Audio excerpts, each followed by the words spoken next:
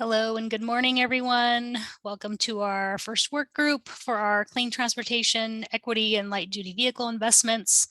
We're going to give it a few minutes to let folks trickle in before we get started.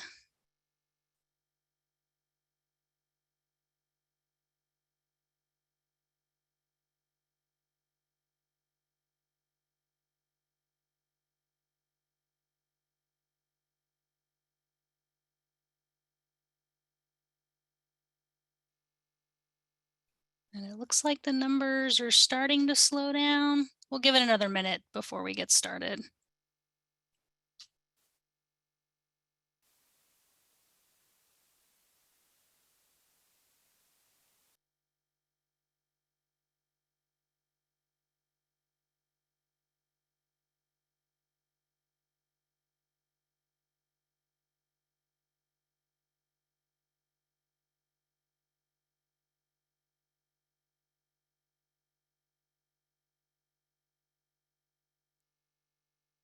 All right.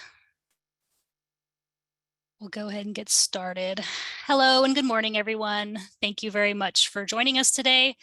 Welcome to our work group for clean transportation equity and light duty vehicle investments. My name is Graciela Garcia, and I'm the policy lead over CARB's light duty vehicle purchase incentives. I'm joined today by our Sustainable Transportation and Mobility Equity Programs lead, Violet Martin, and the rest of our team who will be presenting today and answering your questions. Before we get started, I'd like to go over some logistics for today's discussion. As a reminder, this meeting is being recorded. We anticipate a copy of the recording and attendee list will be made available on the Low Carbon Transportation Investments and Air Quality Improvement Program Meetings and Workshops webpage in approximately 2 weeks. Materials for today's work group, including the agenda and slides, are also available on that webpage. And today we're going to be leveraging Zoom's raised hand feature to facilitate comments and questions. If there are Zoom disruptions for any reason, including malicious intent, we will immediately end today's meeting and send out another notice to reschedule. Finally, we're unable to allow anonymous meeting participants for security reasons. Please make sure your name is clear on the Zoom platform. If you have called in, we'll adjust your phone number and call on you based on the last 4 digits of your number when you raise your hand. Now let's take a look at today's agenda. As you can see, we got a packed agenda today, and I'd like to note that the start times on this slide are approximate. If a topic concludes early, we will proceed to the next item. So we'll begin our work group today with an overview of CARB's clean transportation equity and light duty vehicle projects, and then we'll move into a discussion around our proposed allocations for fiscal year 2023-24. From there, we'll launch into each of the topics listed on this slide, beginning with an update on the vehicle affordability analysis from the Center of Sustainable Energy, or CSE, followed by a short break. After the break, we will discuss zero-emission motorcycle eligibility for our financing assistance and Clean Cars for All programs, followed by Access Clean California and other outreach opportunities. After lunch, we will discuss proposed changes for our sustainable clean transportation equity projects and wrap up with some next steps. Please note that we will provide time at the end of each portion of the agenda for questions and a discussion. So with that in mind, let's get started. So to kick off today's work group, I'd first like to give a quick refresher of CARB's clean transportation equity and light duty vehicle projects. First, I'll cover CARB's suite of vehicle purchase incentives, which include the Clean Cars for All program, which replaces older, polluting vehicles with cleaner vehicles. This program is currently offered through participating air districts, but will be available statewide later this year. We also have the Financing Assistance Program, which provides low interest rate loans and vehicle purchase grants to lower income individuals to help them get into newer, cleaner vehicles. Our flagship statewide program, the Clean Vehicle Rebate Project, or CVRP, provides rebates for the purchase of new plug-in electric vehicles with larger incentive amounts available for lower income consumers. One of the newest efforts is the California e-bike incentive project, which is expected to launch later this year. The program will provide point-of-purchase incentives for new electric bicycles for lower-income consumers. Access Clean California is a growing effort that strives to increase awareness of our light-duty and clean transportation equity projects and assist consumers through the application process. The payment issuance strategy and demonstrations is also a newer effort being developed by the California Integrated Travel Project and administered by the Capital Corridor Joint Powers Authority. This effort will support various projects across CARB's light-duty and clean transportation programs by helping to develop a streamlined payment strategy for transit and electric vehicle charging. CARB was recently allocated funds to develop and implement the Zero Emission Assurance Project, or ZAP, which will help alleviate low-income residents' concerns about premature battery degradation by providing incentives for battery or fuel cell replacements in used ZEVs. Next is our comprehensive portfolio of clean mobility investments, which the budget line item is called Sustainable Community-Based Transportation Equity Projects, and continue to support zero-emission mobility by helping to address the transportation needs of Californians living in disadvantaged and low-income communities. These projects continue to provide funding for a variety of clean mobility solutions other than vehicle ownership, consistent with the findings in SB 350 guidance document. These projects include the Clean Mobility Options Voucher Pilot Project, or CMO, which is a first-come, first-served voucher program focused on one or more shared mobility services for smaller entities with limited resources and community transportation needs assessments through a statewide administrator approach. The regional clean mobility pilots from beginning years of funding provided a foundation for CARB's understanding of the clean mobility landscape and investment implementation in priority populations and continue to be supported through CMO. We also have the Sustainable Transportation Equity Project, or STEP, supports more complex, multifaceted clean transportation projects to address community transportation needs and reduce vehicle miles traveled, or VMT. The Clean Mobility in Schools, or CMIS, centers clean transportation needs of K through 12 public school districts by specifically focusing on the unique needs of school districts in meeting their comprehensive clean transportation goals and facilitates clean transportation opportunities in and around the school community. And lastly, the community planning and capacity building projects support community-led planning and capacity building projects and localized technical assistance and outreach. These projects are intended to improve local understanding of residents' transportation needs, channel communities to the right incentive funding opportunities, and prepare communities to implement clean transportation and land use projects.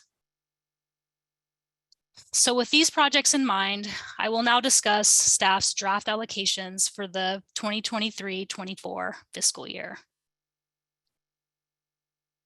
This slide shows staff's proposed allocations.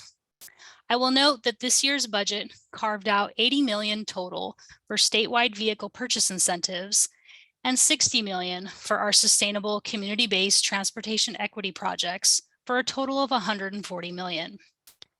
As you can see on the slide, staff are proposing approximately $28 million to $30 million each for statewide Clean Cars for All and financing assistance, about $18 to $20 million for the California e-bike project, up to $5 million for Access Clean California, and up to $2 million for the Cal ITP, or California Integrated Travel Project. And for sustainable community transportation equity projects, $40 to $50 million for CMO, STEP, and CMIS projects, and $10 to $12 million for planning and capacity building projects. Before we open it up for comments and questions, I'd like to note that we will revisit this slide at the end of the meeting once we've discussed today's topics and check in if these numbers still make sense. So with that, we'll open it up for questions.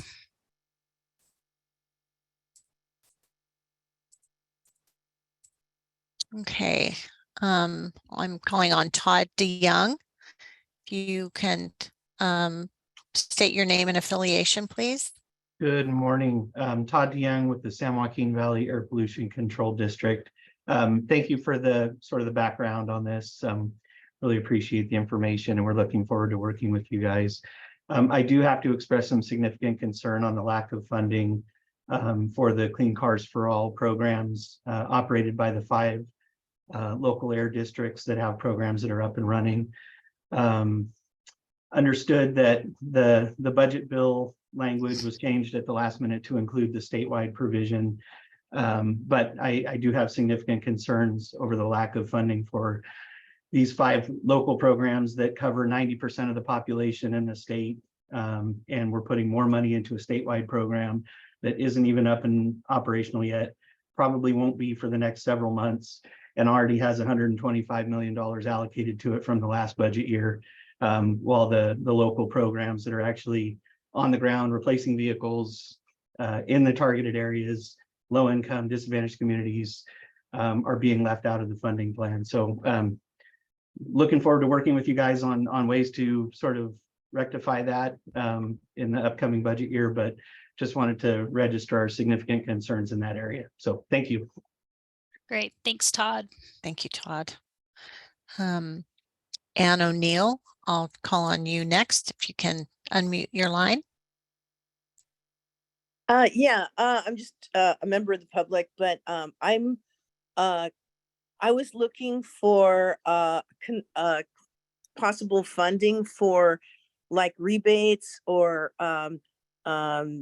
like subsidizing EV conversions, because that is going to convert a lot more vehicles to clean vehicles before everybody purchases a new one.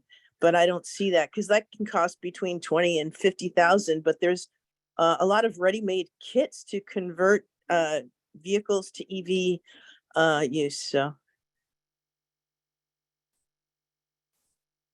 Thanks, Anne. Yeah, the programs, the vehicle purchase incentive programs that we have now are mainly focused on new and used electric vehicles. At the moment, we don't have conversions as an eligible funding category, but I believe part of that was in part because we didn't have in place a, what is the word I'm looking for folks to be able to apply to go through the certification procedure as the, to be able to use that technology in the state of California with our certification staff. So I know that's something that they took to our board earlier this year. And so that should be, that would help conversion manufacturers, get their products on the market for sale in California. Okay, Christopher Chavez, you're next. I've unmuted your line.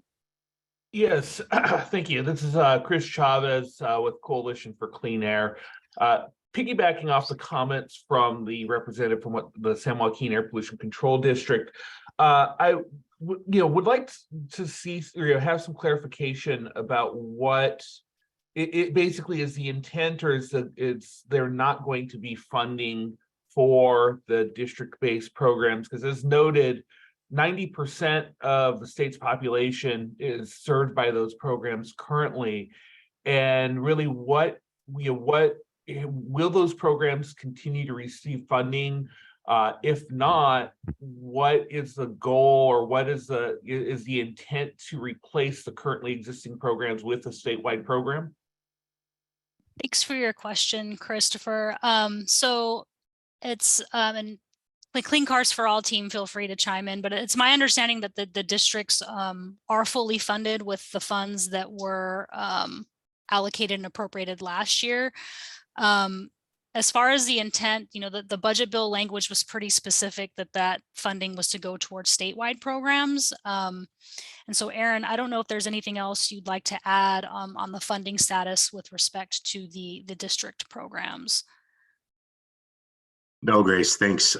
Yeah, like you said, still funded, still getting into the 120 million from last year's allocation. So the district should be fully funded. In terms of the intent, again, I can't speak for the legislature. As you mentioned, Chris, the language was inserted into the budget bill allocating towards statewide programs. So again, I think, look to the legislature in terms of future funding for district programs. So, because my understanding from what I've heard, and I'm not being an administrator, I'm not familiar with the ins and outs of how funding is distributed or exactly when it goes up. My understanding is that oftentimes funding there's about a year delay in when funds are received. So they may have funding currently, but when it comes to this next year, they will be, unless somehow we're able to turn the ship on a dime, there's that lag in when those funds are allocated. So is there any, what is CARB at least preparing for that sort of situation where, come next year, they're out of funding and the districts need money to continue on with their programs? So one thing I do want to mention is last year's allocation was a record allocation. We expect that allocation to last multiple years. But we continue to monitor the programs through the year and we try to make adjustments as we can. But again, it's up to the legislature to allocate funding to those district programs. And so we're monitoring the situation. We expect, last year's allocation to last a couple of years, based on past performance. And so, beyond that, we look to next year's budget to see if there's any funding for district programs. So just a couple quick one additional question. So I think what would be helpful, maybe for the August 15th meeting that's coming up, or at some point in a future workshop, being able to see what like the spend down rates are and how much in terms of remaining funds are available for the Clean Cars for All program per district, I think would be very useful to all involved and might actually resolve the questions or concern about funding, that whether or not there's funding necessary or additional funding is necessary in the current budget year or the upcoming budget year.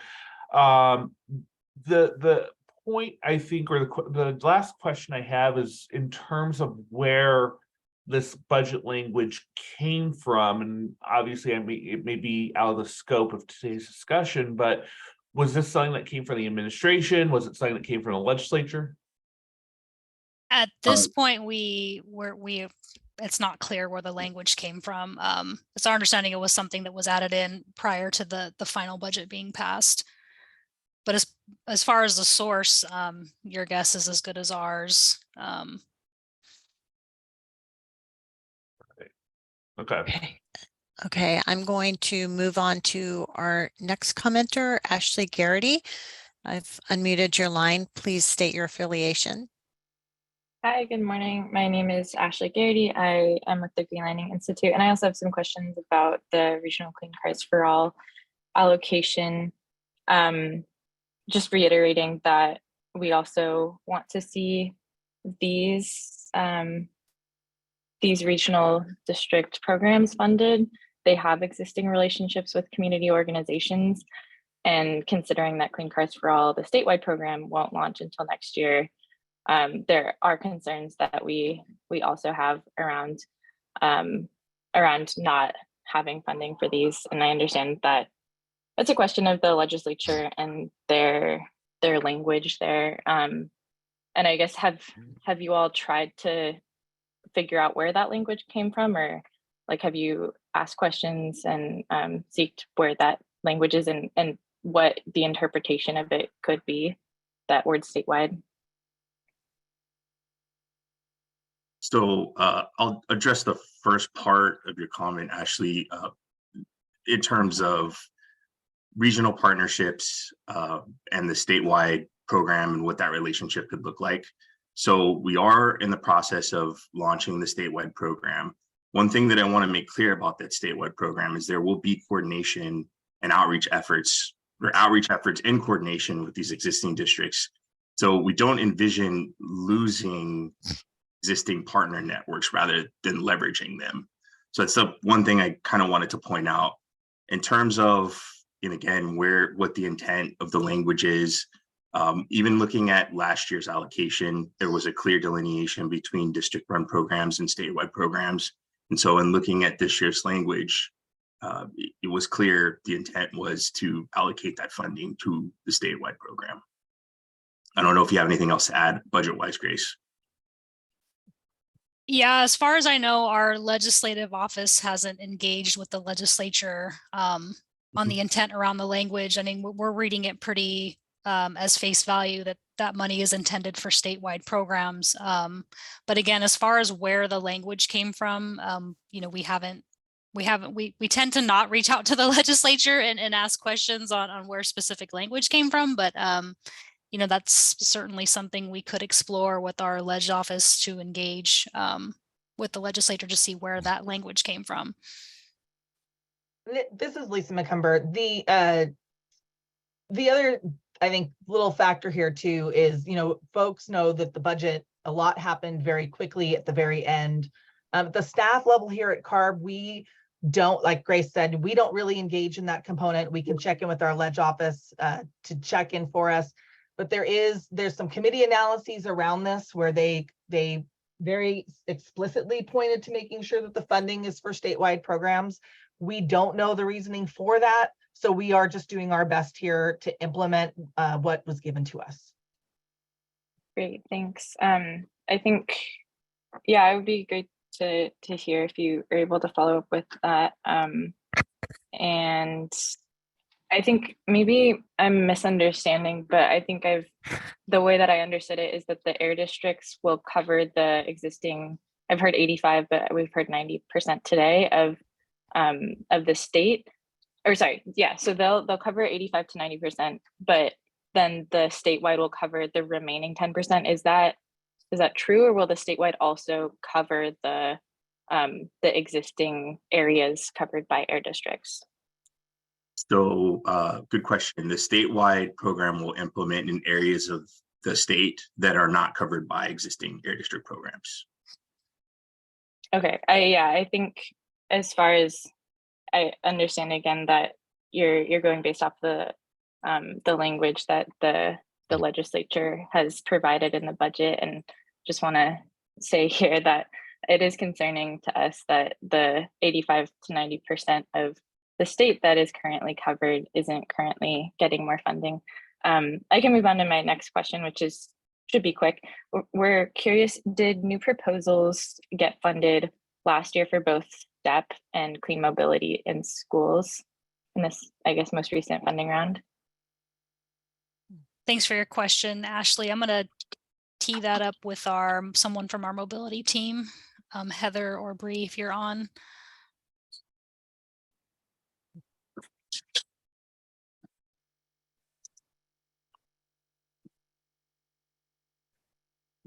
Hearing none. I can address that. Yeah, there was 55 million in last year's funding plan that was allocated to what we now have a different name based on the budget. And of that, roughly 28 million is allocated for STEP and clean mobility in schools. We currently have a competitive solicitation out, and so we can't say anything more about that, but that's what was in last year's funding plan. Okay, thanks. And so it has been, or it hasn't been distributed to new proposals since last year's funding plan? That's what I'm understanding. Okay, thank you. Okay, next I'm going to call on Mary Alyssa Rancière. I've unmuted your line. Hi, this is a clarifying question. Are the funding opportunities geared more towards individuals in this presentation, or will there be any opportunities for businesses as well? And my affiliation is Agency of California.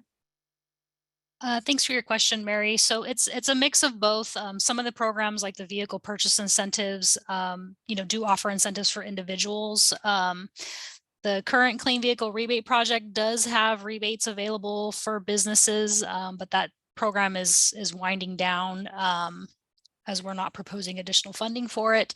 On the mobility side, though, that program focuses more on the nonprofits and local communities.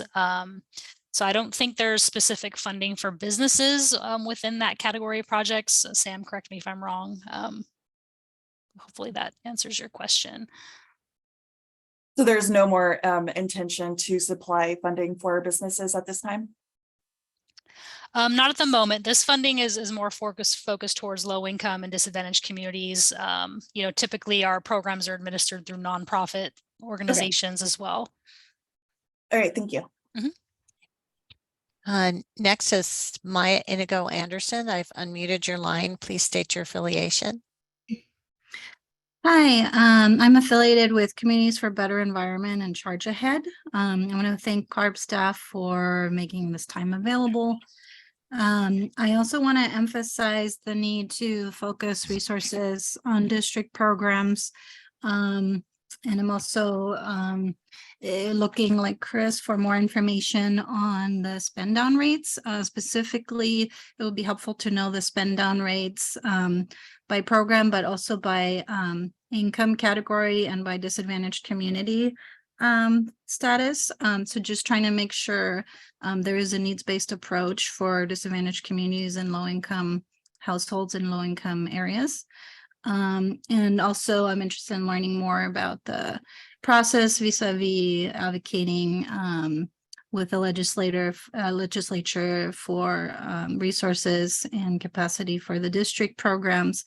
I do have a question about the district programs in terms of would they actually get some of the resources from the state program, or the coordination would just be more staff coordination.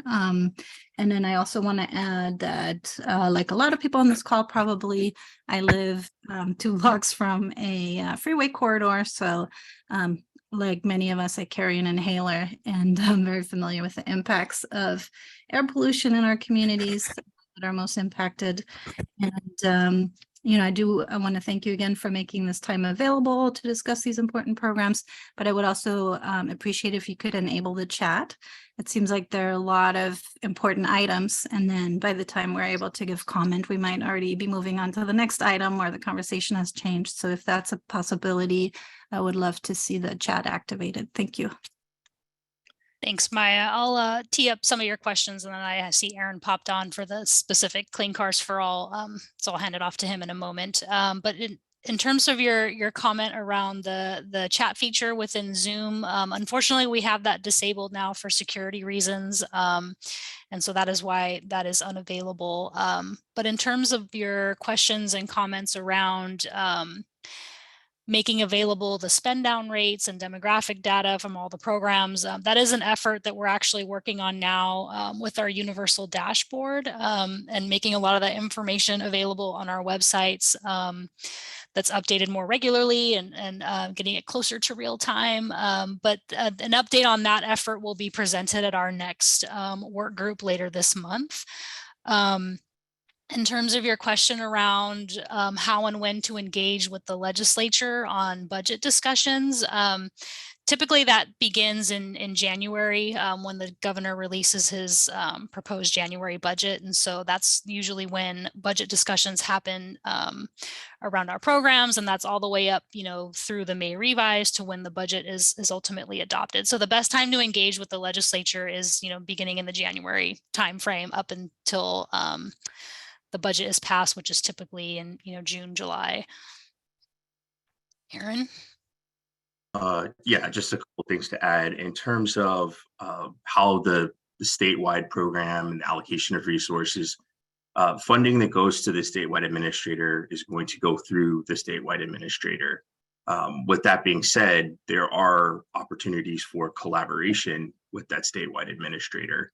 And working with them, that would be up to how the statewide administrator implements the program. But as it is now, in terms of the main administrator that's implementing programs in specific areas, the statewide administrator would be implementing in areas that aren't currently covered by an implementing air district. And second thing I'll add, Grace mentioned that we're working on a data dashboard. For Clean Cars for All, we do offer quarterly reporting data that's posted on our website, and I can see if we can get someone to post that in the chat.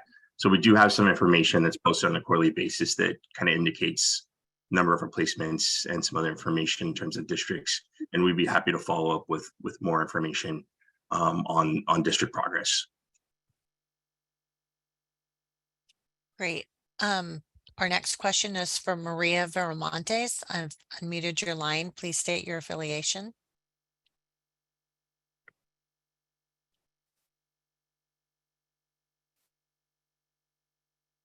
Maria, I think you need to unmute your Hi, line. Oh, sorry. there we go. My name is Maria Viramontes. I'm with Chino Valley Ranchers, and we have light duty trucks. My question is, I've been searching for, because we have to replace a reefer for one of our light duty trucks. But as of today, they are making the electric units, but they're not making batteries. How is this gonna be? We are not gonna be able to be in compliance by the end of this year, because I've contacted Thermo King carrier and they're not making batteries. They are making completely electric vehicles, but they run in like $450,000 and up. And how is this gonna affect everybody being in compliance by the end of this year for light duty vehicles? Hi, Maria. Thank you for your comment. So it sounds like your trucks are heavy duty, and the compliance deadlines you're referring to are some of the from the truck and bus regulations that we have. If you can, we have a general email that's listed at the end of this presentation. If you could send an email with your inquiry, and we can get it sent over to our heavy duty incentive staff to get somebody to reach out and help you with turning over your fleet. Okay. You're Thank welcome. Okay, next commenter is Brian Dodds. I'm unmuting your line. Oh, hey, good morning, everybody. It's good to see you. Quick question about the statewide allocation for Clean Cars for All. If I recall correctly, during the last funding plan, statewide received about 125 million. I think the district programs received somewhat equal allocation last year to that 125 million. So it would seem that the statewide program and the district programs are equally fully funded. I'm curious why there was even an allocation for the statewide program of another $30 million when it's not yet even operating. So it just seems like there's some inconsistency in how we're looking at the district programs versus not yet started statewide program. Thanks, Brian. Oh, go ahead, Lisa. Oh, sorry. Hi, Grace. This is Lisa McCumber again. It's a great question, Brian, and we don't have a good answer to it, primarily because, again, we were not part of the budget decisions. And I know, I think from the public perspective, I know that there's an assumption that we play a really big role in how the budget comes together, but we actually don't. And unfortunately, we are working with the numbers that we were given. I don't know why they came out the way that they were. We are trying to be cognizant of making sure that the projects are as fully funded as they can be, and make sure that the projects don't run out of funding. Our sense right now is that, as Aaron said earlier, we do think, based off of the information we've got from all of you and all the districts, that we've got the funding that we need to keep the programs going for a while. And so I am unsure, and would love to hear from you guys if you do think that there is a funding need specific to get us to the next budget cycle, in understanding what that budget need is from the districts, so that we can maybe try to figure out what the best approach is for making sure that everybody does stay whole. But right now, and looking at the numbers, we do think that there is enough funding for the statewide program and for the district programs to kind of carry us through this next year, regardless of the decisions that the legislature made. But if I'm wrong by that, definitely please let us know so that we can figure out how to move forward. Yeah, and I'm sure we'll continue to have conversations about this. The other thought that I had, and somebody I think may have touched on this earlier, but just in terms of how statewide is identified. I mean, the district programs operate from Sacramento and San Francisco down to San Diego. That's pretty much across the state. Like what ability is there to just look at how that's defined to say that by, you know, the districts implementing statewide funding on a local basis, that's actually statewide?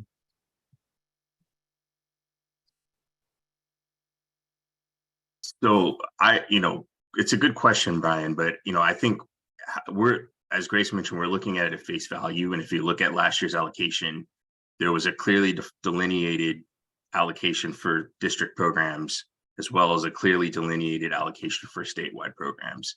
This year, there's a clearly delineated allocation for statewide programs. And so just not to, keep repeating myself, and the things that have already been said, but we're doing what we can in terms of monitoring situation. We're happy to have more conversations with you all to figure out what the best path to move forward is.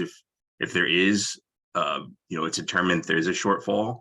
Right now, we're doing, what we can with what we have.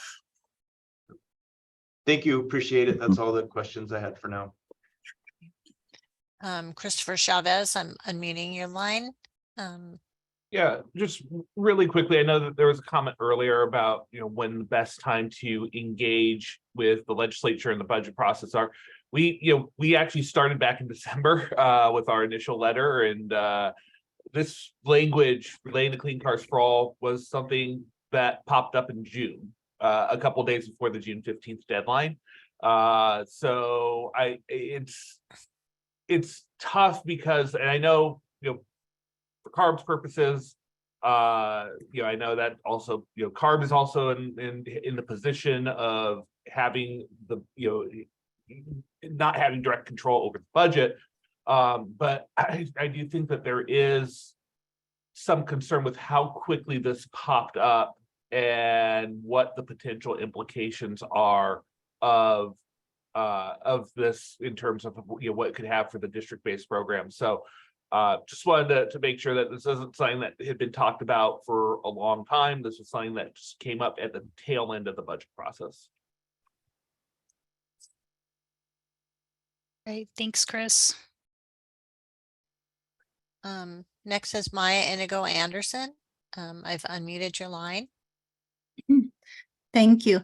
So I heard staff asking earlier about whether advocates see an unmet need in terms of district program funding.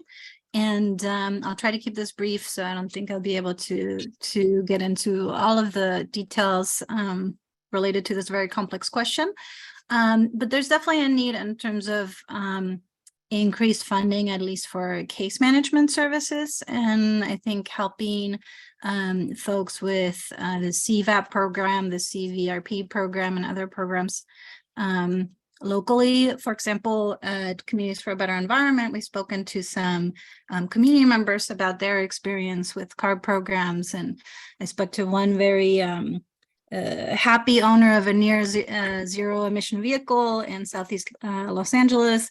And she really loved having the support of her case manager. However, she did have to wait quite a long time for her application to be approved. She actually had to wait for a year. And I'm not going to say, I don't want to say anything negative about the district. I'm sure they're doing the best that they can with the resources that they have. But there definitely seems to be a need for resources in terms of moving applications forward quickly, in terms of case management. I spoke to another family in Southeast Los Angeles that's monolingual Spanish speaking, and they're an older couple with some kind of limited computer skills, and they had trouble even getting help from a case manager, and they just didn't have the capacity to fill out the application by themselves. So maybe as a CBO, we can figure out ways to help out, but there does seem to be a need at the district level for increased case management and increased resources in terms of making sure that those programs are truly accessible for everyone, including folks with, language barriers, folks with disabilities, and so forth. So I just wanted to mention that. Great. Thank you, Maya, for your comments and suggestions. Okay, it looks like at this point there are no more questions. Oh, one just came up. Paul Hagen, I've unmuted your line. Okay. Thank you. Along the lines of the case management, I just wanted to also ask or mention the case management. My understanding is that you do not get assigned a case manager until your application has been approved. And once your application, for example, for DCAP is approved, you have very little time to find a vehicle and purchase it, that it's a pre-purchase program. And then the CVRP, of course, there's much more time. I guess there's a few questions in there. One is, I wish that it would be be easier for us if one application, I don't know, I came in late here. I hope I didn't miss it already, but if one application could be used for all of the programs, and that I understand that some people need money pre-purchase and some people need it more afterwards, or that there are different scenarios for people as individuals. But in the process that creates more work. I don't know if there's a way around it or not. But anyway, those questions and concerns about case management, mainly, I mean, for myself, I've received some great advice from the case managers in different programs, but there's a point at which they can no longer help me. I can be, I guess, a bit of a pest, but if I could receive their help from the very beginning rather than after I've gotten things going basically on my own from my experience anyway. Although again, I have received some help. Great. Hopefully not too complicated there, or too many things. Thanks, Paul. I'm gonna hand you off to Tab to handle a response. Okay. Yeah, thanks, Paul. Great point made. And this is actually one of the things that we are working on through Access Clean California, is looking at how do we work with local community-based organizations and trusted organizations within the communities to help provide information on all the programs. There's a streamlined application portal for this. And I think most importantly is, how can the communities work with their local organizations to be that touch point and be that case manager, understanding what all of the different programs are. We put together a benefits finder, which is an application tool that helps folks. It asks the series of questions, but it helps you figure out, like, what is it I'm interested in? What am I eligible for? And then it actually will kickstart the application process for those. So we have that, and that's one of the things that we're looking to with this year's allocation. So you'll hear a little bit more about that later on. Okay. And are you able to tell me at all if I'm hoping to be able to use the DCA program initially and then the CVRP program.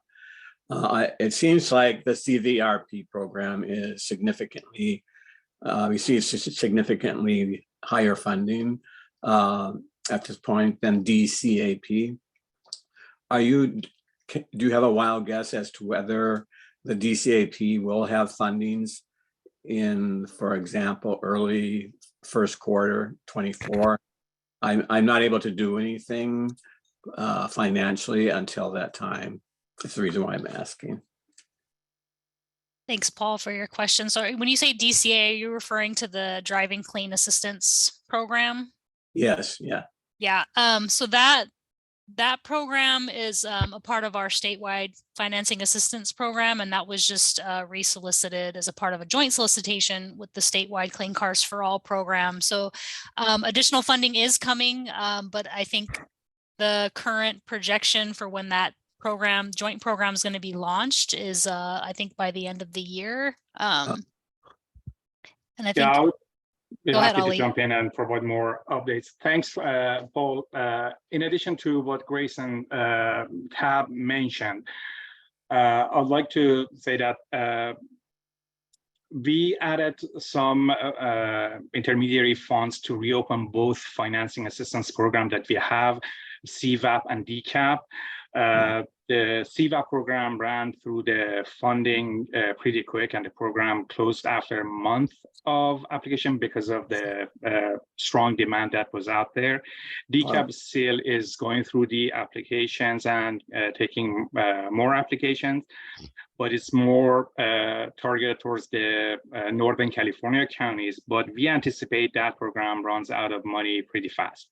At the same time, we had the joint solicitation to select an administrator for statewide CC4A and financing assistance. And we are working to get into the official grant agreement with the selected program administrator, which is California Housing Development Corporation, the administrator of the DCAP. And we hope to launch the program early next year. With regards to your initial question on the case management and support being provided at the beginning of the application process, the needs-based model that we proposed last year is meant to address a lot of these issues that low-income consumers have. So upon submitting application or engagement with one of our CBOs, if there is a need for further assistance on technological aspect, financial aspect, or even the application itself, that particular application is going to be paired with a case management or a case manager, and to ensure that they can go through different steps of the application successfully without any delays.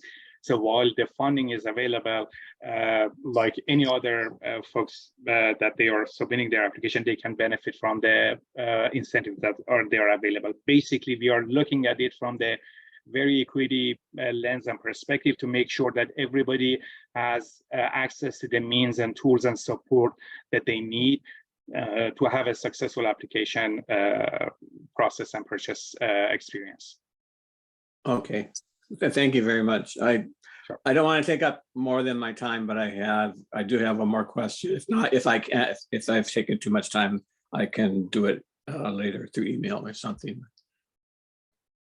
Yeah, we do have Q&A after each topic, so there will be an opportunity to ask additional questions. But thank you, Paul. Okay. Let's take one more question before we transition to the next topic. Okay, Ashley Garrity, I'm unmuted your line. Hi, thanks again. Ashley Garrity with the Greenlighting Institute. Appreciate the conversation that has been going around Clean Cars for All, and I understand that you're doing what you can with the language that you've been given. And I think, yeah, following up on what Lisa had mentioned, I think we would be really interested in seeing CARB work with the ledge staff and legal team to try to figure out how to get funding for these districts. What we're worried about is these programs going dark, which has happened to other programs in the past that don't have the funding that they need. And especially considering that it only covers 15% of disadvantaged communities, we want to make sure that investments are prioritized in our most impacted communities. And I just have one clarification or two clarifications.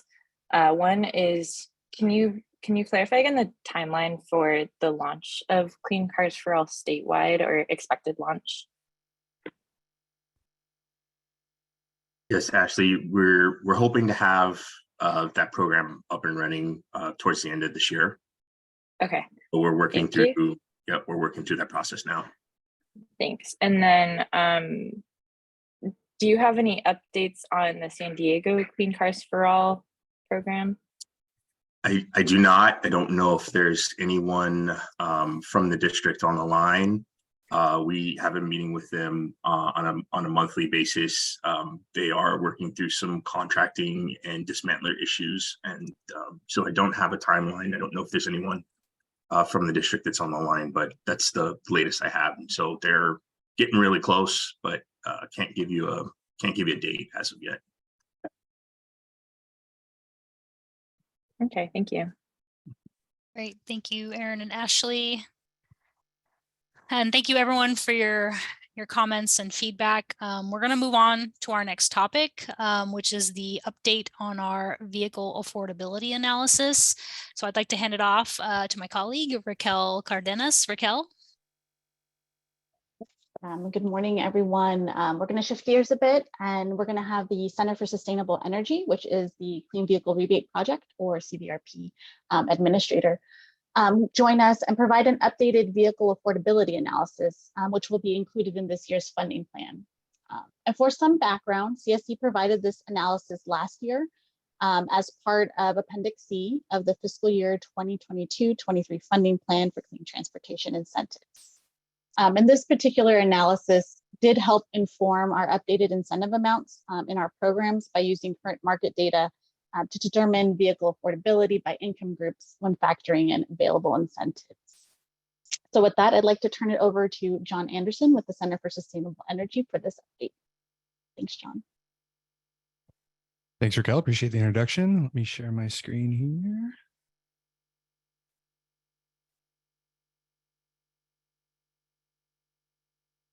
All right, is that showing up for everybody? Yes. Great, thanks very much. So thanks again. I'm John Anderson with CSE. I'm here to talk a little bit about our affordability calculations. And as Raquel mentioned, this is an update on the presentation we gave last summer, which is available on the Clean Vehicle Rebate website, cleanvehiclerebate.org. And this presentation, the update, is also available there as well if you want to follow along or look at the slides at your leisure. The purpose for this analysis was for us to try to get a handle on how much vehicle choice, electric vehicle choice, is enabled by a mix of incentives for consumers at different income levels and in different situations. So we set out to look at the market, vehicles that are available for purchase both in the new and used space, and see how many vehicles were available for folks under a definition of affordability, which we're going to talk about in a minute here. What I'm planning to do today is give an overview or a refresher on our cost calculations, how we're going about calculating those costs, talk a little bit about what we mean by affordability and how we're doing those calculations. We'll present a result. We've looked at affordable options for a 3-person household at 300% of the federal poverty level in terms of household income, and looked at the affordable choice for that example household. And we can set those income and household sizes differently if we're interested in looking at other scenarios. But we'll look at that result. And then we'll talk a little bit about our cost assumptions, our inputs, our sensitivities. And this is really where we'd love to get your feedback about these assumptions and inputs. Are we missing anything? Are we setting values that are unreasonable for a member of your community? Do you or your stakeholders have any feedback about how we're doing these calculations and what we need to be thinking about when we consider affordability? But before we dive into our calculations, I wanted to set us up with a little bit of context. What we're looking at here is a graph of median vehicle prices paid for rebated vehicles in the Clean Vehicle Rebate Project during 2023. So these are applications received during 2023, processed as of the end of June.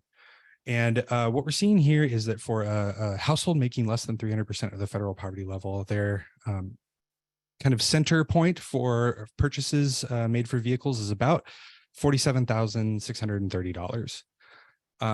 We looked at a similar data set from 2019 before the pandemic, and the prices have gone up quite a bit, almost $10,000 in terms of the median for that income group, the folks making less than 300% of the federal poverty level. And I mentioned this to tee up the conversation that vehicles are expensive, more expensive than they have been in recent years, both nominally and relative to income. And we've seen that through some analyses by Cox Automotive and other groups that vehicle prices are high.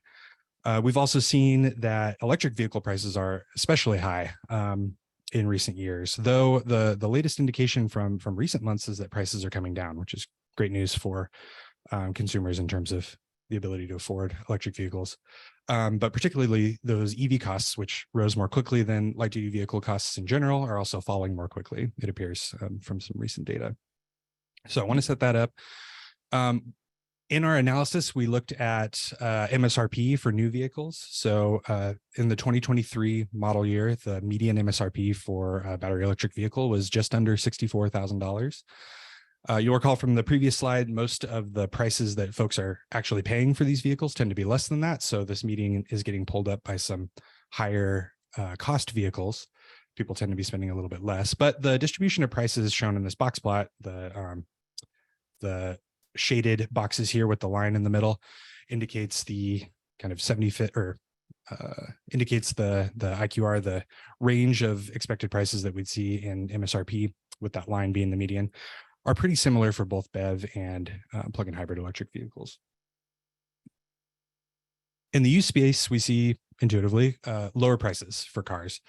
So the median BEV price for the used vehicles we examined was $33,600.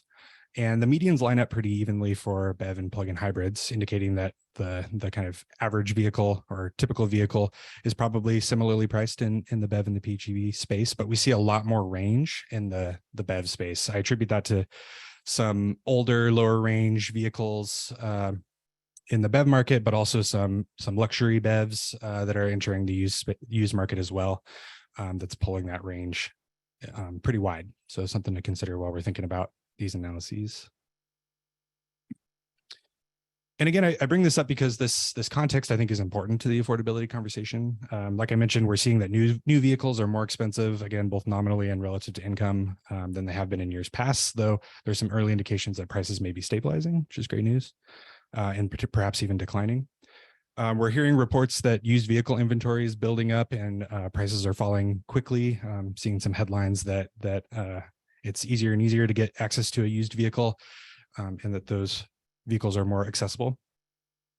And though the EV prices are falling more quickly than the conventional fuel vehicle prices, EVs still remain more expensive than conventional vehicles. So when we're thinking about new EV incentive programs, especially those aimed at lower income consumers, we have to overcome both that EV cost price premium and the higher new vehicle costs relative to used vehicles to make vehicles affordable to folks. We have to get them into the new car market and then into an EV, though there are a lot more options in the used space, which we'll talk about in a minute here.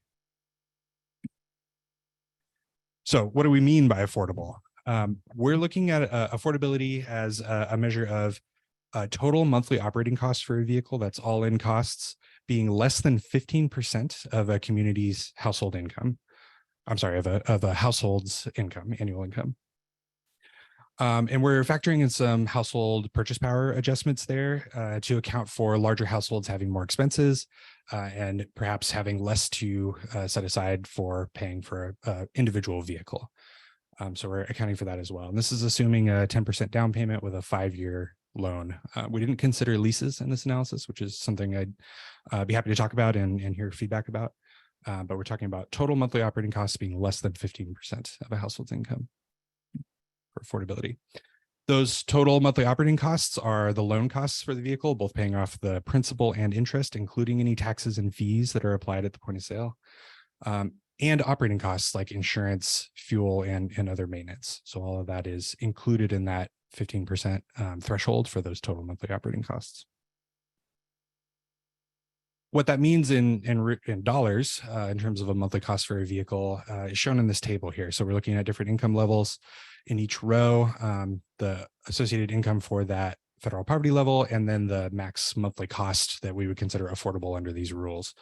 So, for example, someone in a household making 225% of the federal poverty level, which is about just under $56,000, would have a max monthly cost for affordable being $404. If you go up to 300% FPL, that adds just under $20,000 to the household income.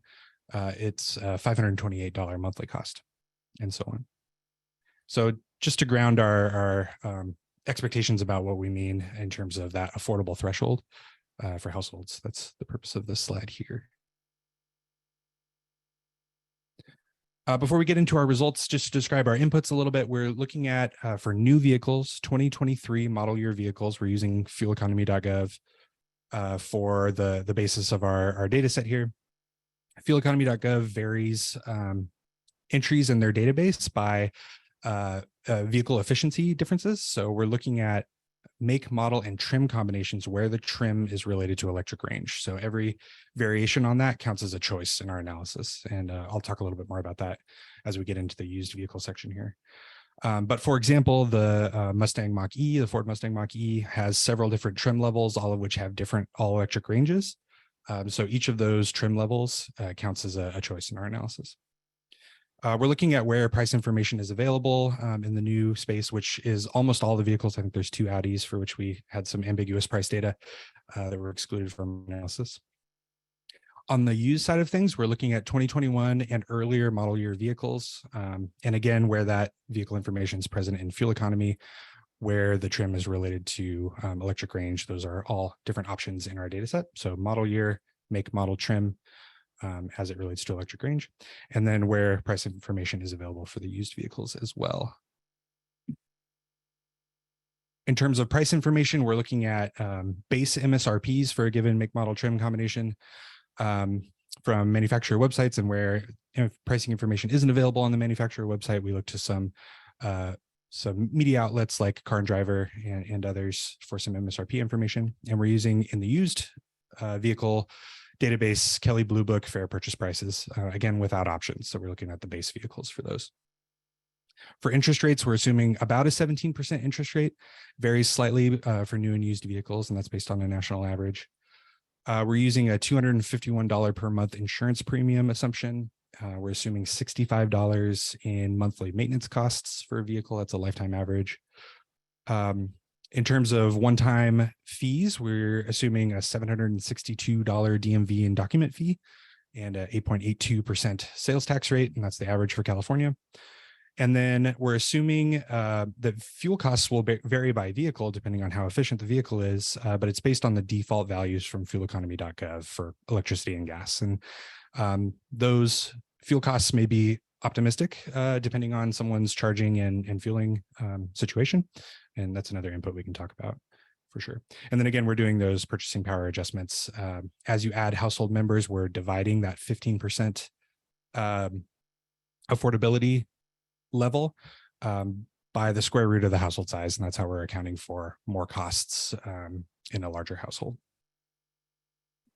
A couple of things that we're not accounting for and that we recognize are impactful things for making an EV affordable are the cost of installing vehicle charging at home, if applicable, if possible.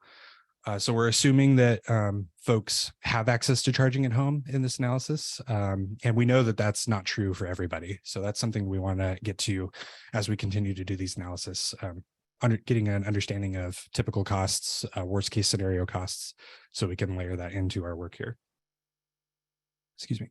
We're also not accounting for financial inflexibility, I should say, in terms of making a cash down payment or having sufficient equity in a trade-in vehicle to make the down payment. We're assuming that folks have the down payment amount either in trade-in value or cash to make a down payment, which again may not be true for all households. And then we're assuming that folks have access to credit regardless of their credit score. When we think about worst case scenarios for credit rates, we're just making the default assumption that folks have access to it, which is flawed from a perspective of actually getting access to the vehicle. We recognize that. And it really, I think, underscores the importance of things like loan loss reserves and incentive programs to get people who may not have access to credit, access to that credit at a reasonable rate, which we'll get into a little bit more in a second as well. So that brings us to our results. We first looked at new vehicles and looking at a 3-person household at 300% of the federal poverty level, that's just under $75,000, assuming they receive a $9,500 plug-in hybrid incentive or a $10,000 BEV incentive through Clean Cars for All applied to the down payment, and an 8% interest rate cap applied through the Finance Assistance Project. We find that there are no new 2023 model year EVs affordable given our definitions of affordability, given that incentive mix. If we layer on the federal tax credit, $7,500, assuming a household can claim the entire credit, which at 300% of the federal poverty level isn't true for all households, but assuming they can, we see that 4 choices emerge as affordable. However, only 2 of those vehicles are actually eligible for a federal tax credit, given the rules around manufacturing and battery components and things. And that's the Chevy Bolt EV and the Chevy Bolt EUV. So 2 model year vehicles in the small category, we'll say, in terms of vehicle size in the BEV space.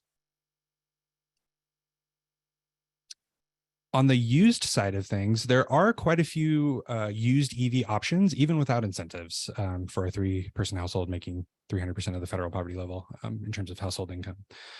We find 39 options in our data set. And of course, I mentioned earlier that every combination of model year, make, model, and trim counts as a choice. So if we boil that down a little bit, we're talking about 2, 4, 6, 8, 10, 12, 13 choices in terms of model specific options of different model years, right? That's the Smart EV, the Mitsubishi i-ME EV, the Fiat 500e, the Nissan Leaf, Ford Focus, Chevy Spark, Volkswagen e-Golf, and so on. There are some older vehicles that are eligible, I'm sorry, affordable even without incentives. For a 3-person household at 300% FPL. If we add the full Clean Cars for All incentive to that down payment amount, we really start to open up choice. It more than doubles the number of choices that we're seeing, up to 103. We even get a large BEV into the mix here. Large meaning anything that has an EPA vehicle class that's a sport utility vehicle, a van, or a pickup truck. So there's 1 choice in there with CC4A. We add that 8% interest rate cap through finance assistance. We add an additional 18 choices to the mix. And then we add a $4,000 federal tax credit. And we add 22 more choices, including 2 more large BEVs and 2 large plug-in hybrids. So opens up significant choice if you get a full stack, shall we say, of federal tax credit, the CC4A incentive, and that finance assistance 8% cap. So I want to flash this up on screen one more time before we open it up for questions and comments and suggestions. I think one thing that I want to highlight here is in these assumptions, there's a lot of options to pay attention to in terms of, or to consider in terms of where we can dial in the values for this analysis. But I want to highlight what is making the biggest difference in terms of our choices here. So this slide is showing a graph of where each row is one of the assumptions that we've made in terms of costs. And the length of the line next to it is the impact that that assumption has on our results. So if we look at the length of the bar, something further to the left, a point further to the left indicates fewer vehicle choices, a point further to the right indicates more vehicle choices. And you can kind of get a sense about what matters to this affordability calculation in terms of the results based on where we dial things in. So annual fuel costs, maintenance costs, insurance premiums, they rise to mind in terms of ongoing monthly costs, but they don't really move the needle on vehicle affordability in terms of enabling choice. What really does move the needle is where we set that threshold for what is affordable. That 15% metric's our middle dot here. If we consider a 10% metric, which is something we hear in the financial health literature about a good target to shoot for in terms of what you're spending for a vehicle, there's significantly fewer choices. It has the biggest impact in the fewer choices direction out of all of these options. And then if you dial that threshold way up to what a typical household making in the bottom quintile of income in the US per the Bureau of Transportation Statistics, I think it's 26.9% of their income. You open up a lot of choice, but I wonder if that's a level that we want to promote in terms of asking people to reach for EVs beyond what might be financially helpful in terms of what they're going to spend on transportation. So that's really our biggest impact thing. Down payments and finance terms also have a modest but pretty significant relative to the other factors here impact on the results as well. Of course, there are trade-offs there. With the down payment, you have to have the down payment to make if you want to make a bigger down payment, but you can of course reduce your monthly payments if you finance less. And then if you stretch your finance term out, you're paying less monthly, but you're paying more in terms of interest over time. So there's some trade-offs there as well. So I'll leave it there, and I'm happy to turn it back over to the CARB team to lead us into a discussion. But again, these are all available online, and I'm happy to chat after our call here as well. Great, thanks, John. And before we open it up to questions and comments, I just wanted to highlight a few things. So while these results suggest that there are limited number of affordable options, new options for lower income households, even when including the incentives, we do continue to see an increase in demand for our CARB incentive programs that are focused on lower income consumers. So again, this analysis is based on a set number of factors, and we fully recognize that every person's financial situation is different. So with the expansion of the statewide Clean Cars for All and financing assistance programs, CARB staff will continue to analyze the real world data that we're getting from those programs to help inform future updates of this analysis so that it reflects more of what we're actually seeing. But just with that, I wanted to leave those few points before I turn it over to Mary to start moderating our questions and answers. Okay, thanks, Raquel. Let's take Ashley Garrity. Ashley, I've unmuted your line. Hi, thank you. Ashley Garrity with the Green Lending Institute. John, thank you for this analysis. It is this is the kind of information that is super helpful for understanding what the current state of the market is, and I really appreciate your work and your presentation on this. My question is, how does this analysis, and then also more broadly other analyses, inform program guideline updates? Like, what is the practice that CARB takes or administrators take in incorporating information like this into program guideline updates? Thanks for the question, Ashley. Raquel, do you want to take a first stab at that one? So Ashley, with analysis like this, last year was the first time we did something along these lines, but every year staff takes into consideration the analysis that is done, either looking at what's going on with the current market and things like that, the economy, as we make our recommendations for the final funding plan. And so having work groups like this where we discuss the analysis and get additional input from stakeholders as well and community members helps staff as we continue to formulate the proposal for the program going forward. So this is just a step in that process. And so we will be taking back this updated analysis as well as any input we receive in this work group and any other public workshops and work groups that we have this funding plan season before we formulate that final proposal. Great, thanks. And yeah, again, I appreciate the analysis, and it really just shows how important these incentives are to low-income households especially. So I hope that it does inform and continue to encourage CARB to limit program and narrowly target program incentives towards those who have the fewest or the hardest time accessing these vehicles. Thank you. Thank you. Okay, next up is Magnum Bikes. If you could please state your affiliation. I've unmuted your line. Thank you. My name is Brian Reel from Magnum Bikes. Can you hear me? Yes. Wonderful. Well, first of all, I just want to thank you, John and Raquel, for putting this together. This is really eye-opening information, and I appreciate your attention to detail of the data-driven approach. I think it's really important work you guys are doing. My question is, if you guys have looked into electric bikes as another form of transportation available, particularly to the lower income households. We have a lot of great data showing how it can be transformative to these households to allow for more members of the household to commute to work as well as school and for children as well. I mean, not super young, but teenagers, allowing parents not to have to take off to work in order to get their kids around, and the maintenance fees as well as the insurance and everything that you laid out in terms of the hurdles that overcome for low-income households to even manage the bills when it comes to these incentives with the cars. We found we've been able to really have a drastic effect.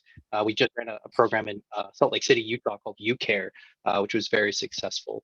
So just curious if you guys have looked in that direction, and if there's a way that we could maybe get the ball rolling and run something similar to UCARE in the state of California. Yeah, thanks so much for the feedback. I think electric bikes isn't something that we've considered in our affordability analysis, but I think it's a really interesting next step to add in. And I'd love to chat maybe after our meeting here today about data sources for where we can get bicycle price information and inputs that we need to consider for bicycle related financing and things like that. That'd be very helpful if you have any leads on that front. But yeah, thanks for the suggestion. Love to follow up with you afterwards. Let me know the best way to contact you, or if you contact me. Sure. Can you say your name one more time? Brian Reel, B-R-I-A-N, last name R-U-E-H-L. And my email address is brian.reel, R-U-E-H-L, @magnumbikes.com. Great. Thanks very much. Yeah, I'll follow up after the call here. Thanks. Yeah. Brian, just one more follow-up. This is Sean. I'm leading the California, e-bike incentive project, and we definitely be interested in connecting with you as well. We don't have an affordability analysis for a project yet. It's launching this year, but we would certainly be interested in the data that you're using. So I'll connect with you as well. Yeah, please. I can give you guys, well, I don't know how many viewers are on this, but I could give you my phone number too. I'd love to connect with both of you. We were able to get a program going really fast up in Salt Lake City, massively successful, income verification, different levels of vouchers, well over $1,000 in discounts. And in order to speed things up in Salt Lake City, since our company is headquartered there, we actually funded the vouchers ourselves through Magnum. So it's not funded through state or taxpaying dollars. So just to give an example of what we're capable of doing and motivated to do in many cities, particularly California. Great. Yeah, looking forward to connecting. All right, great. Thank you. Thank you. Okay. Next up is Enid Jaffe. Enid, I'm unmuting your line. If you could state your affiliation, please. Oops.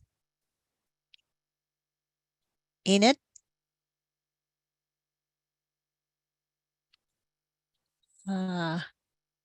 Enid Jaffe, looks like your line is open.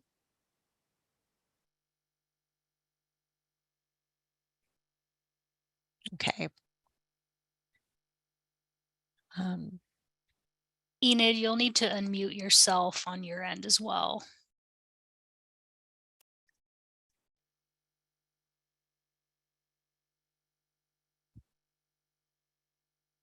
Okay, well, she was our last question. I don't see any more raised hands. Oh, here we have somebody, Wendy Salvador. I've unmuted your line. Please state your affiliation. Hi, good morning. This is Wendy Salvador with Redeemer Community Partnership out of South Los Angeles.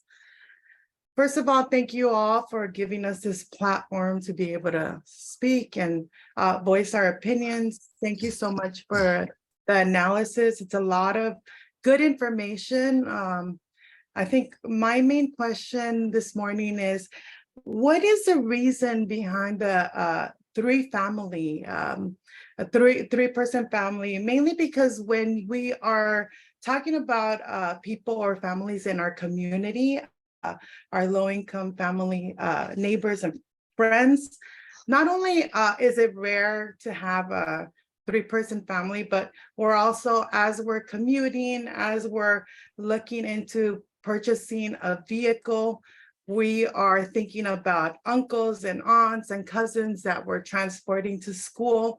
So most of the people that we are interacting with, they're not looking for particularly a small car. They're looking for a family car.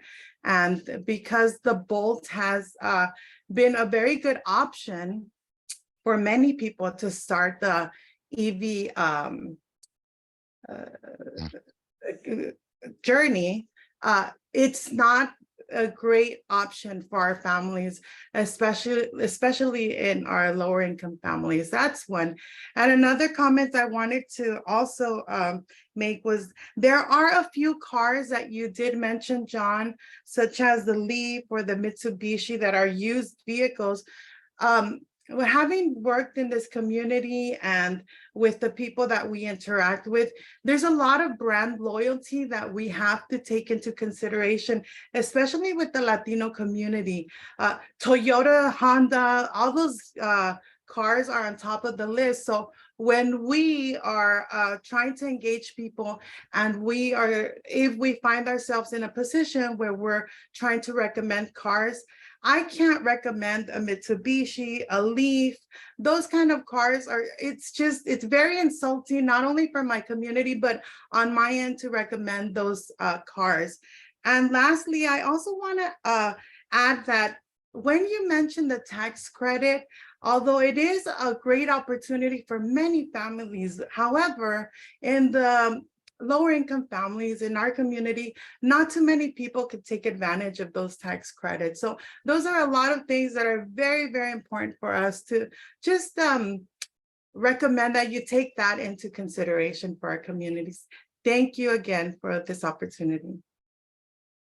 Thank you for your comments, Wendy. Yeah, I want to flash this slide up. It's in our appendix slides to kind of address your point about the families may not have access or tax liability to claim a whole credit. And we do see that in the data. This table on the right here is showing the average tax liability that we found in analysis of different income levels.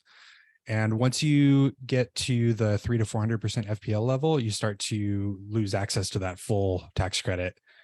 So definitely hear your feedback there that. John, sorry to interrupt you. I Yeah. think you might not be sharing your screen. Oops. Thanks for the heads up. Let's reshare. There we are. So yeah, this table on the right, green $7,500 indicates that they have its income level for which the average tax liability is at or exceeding that $7,500 federal tax credit amount. And once we get to 300% to 400% FPL, we start to see average tax liability fall below that level. So folks can't claim the entire incentive. And I think that's a really important point about how many choices are enabled by that full stack. It may not be a full stack for all households. So thanks for that. Yeah, I would just go ahead, John. I'll tag on. Yeah, I was going to say that the brand loyalty point is a really interesting one that I hadn't considered. Thanks for bringing that up. I think perhaps we could show affordability by vehicle make to indicate which choices may be both affordable, appropriate, and appealing for different communities and different members of those communities. I wonder if that would help with that. And additionally, like singling out what those larger vehicles are in particular might be a way to address vehicle size point. And I wonder, a question for you actually is, we chose that 3-person household size because it's the average for California, but I'm more than happy to take input on what that household size should be as we think about these analysis. So if you have any recommendations there, please do let me know. Definitely. Like I said, normally I would say a minimum would be 4 or 5. Okay. And not only that, I think else to take into consideration is that not only are we larger families, but we also like our space. So when we're trying to squeeze a person in a Bolt, and I love the Bolts. I mean, don't get me wrong, I love the Bolts. It just makes it a little difficult to even recommend a small vehicle. Remember, these people go out on weekends. They're bringing grandma, grandpa, uncle, aunt, and so that's definitely a huge. Besides the brand loyalty, the size. When you start recommending a Bolt to a larger family, that's not even a consideration. So although I do love the Bolt, we've lost them at a Bolt when we're talking about a four family household. because again, you're adding a grandma, a grandpa, an uncle, an aunt, a cousin. How are you going to drive the family to the beach or to the whatever event we're planning on? So that's very important. Yeah, I hear that. Perhaps that key metric needs to be larger vehicles. One of the things that we're thinking about, if an incentive mix enables choices for those large vehicles as kind of like a center point in this analysis. Yeah, and the point I wanted to make kind of pulls together Wendy's comment and Ashley's question from earlier about how to use and view the affordability. Affordability isn't necessarily a recommendation tool whatsoever for different households. It is a recognition of one factor, which is if we just take a look at the cost of owning and operating a vehicle, what are the options even available? And as Wendy just pointed out, I think quite eloquently, these solutions don't necessarily track with a number of different family sizes and across the board. And so it's important to view that the tool in itself is just acknowledging if we're just taking a cut at the affordability of economic burden and capacity, these are the available options. And then there needs to be additional analysis and said, are those options sufficient? And we know that as we get into trucks and to vans and to larger SUVs, which has not been seen as much penetration, doesn't have as much options and are considerably more expensive. That's a slightly different set of assumptions. And so just because there are some options doesn't mean that it's ubiquitous across all vehicle classes and types or for all families. And so it is kind of a mark of demarcation of saying, like, if you're in a family household, here are the vehicle options. And then it helps us say, oh, well, we've got larger families that need larger vehicles. Oh, those aren't in the mix as far as affordability. That helps inform then what should the incentive amount be for what types of vehicles. Those need to be considerations for different classes of vehicles. All of that is something now that the affordability analysis is but one piece and point into the data sources to help inform what might be going on. And it is really critical that we continue to get and receive broader community feedback and interest as far as in the real world. What are the families we're trying to help? What are their transportation needs and interests? And to what we heard from, I already forgot his name, sorry, Magnum Bikes, look forward to following up, like e-bikes on the other side of the spectrum too, is that there's opportunities where a smaller option may at least reduce or remove some of the vehicle miles traveled, which is also critically important for a variety of kind of socioeconomic and environmental benefits. And so it's looking at kind of both ends of the spectrum. Today's conversation is just trying to help inform kind of on the affordability cut. And we're so glad that there are folks to help fill in the blanks on the other really kind of key factors and considerations that need to go into how do we accelerate going forward. Great. Next up is Enid Jaffe. Enid, we're going to go back to you.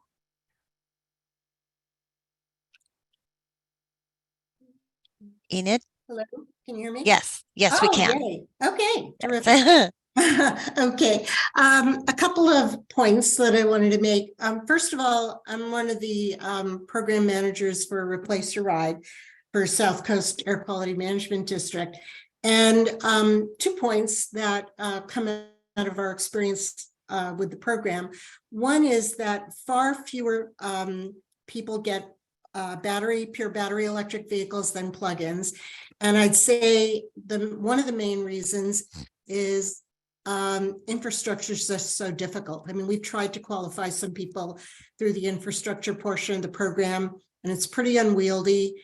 And it's also run into all the usual things about, multifamily housing, et cetera.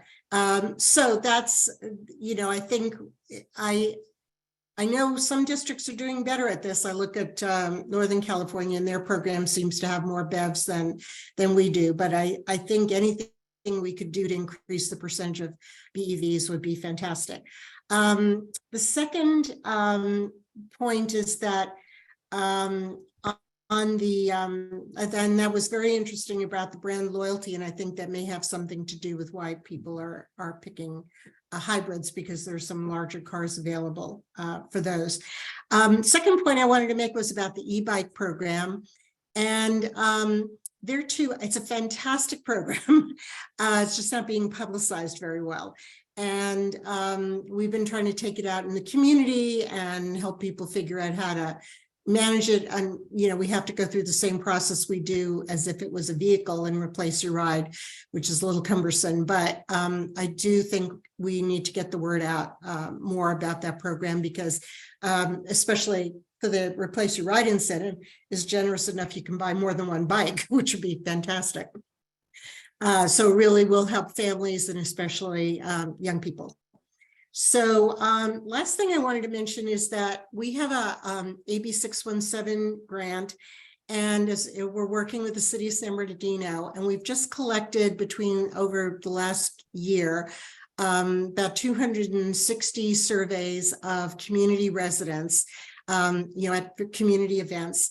And we offered ice cream as an incentive, which in this weather got a lot of takers. Compelling.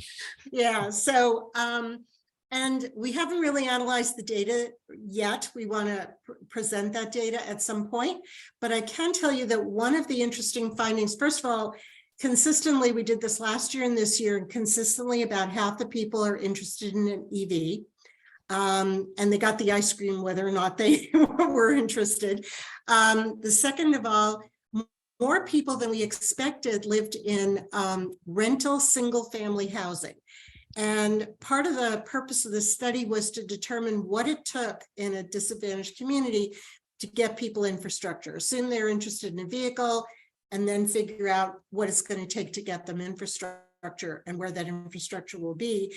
And so that's kind of very promising. And I don't know if that, you know, is similar to any data, John, that you've collected, but that was a finding we did not expect. And then look for more as EPRI is our research partner. They'll be analyzing the data, and we look forward to presenting it at some point. Thank you.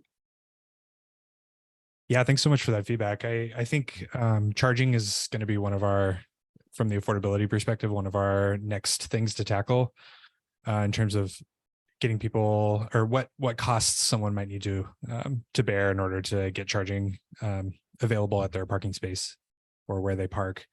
And of course, that's going to vary a lot depending on a person's situation. If they're in a multi-unit housing with no off-street parking, perhaps it's just totally inaccessible without something like a charge card or public charging access nearby that they can use to charge at home. If it's a home they own, a single family home they own with off-street parking, and they need a panel upgrade, that's kind of a different set of scenarios. So kind of looking into best case, worst case, what's typical is something we definitely want to look into, and would love to see your analysis once that's done.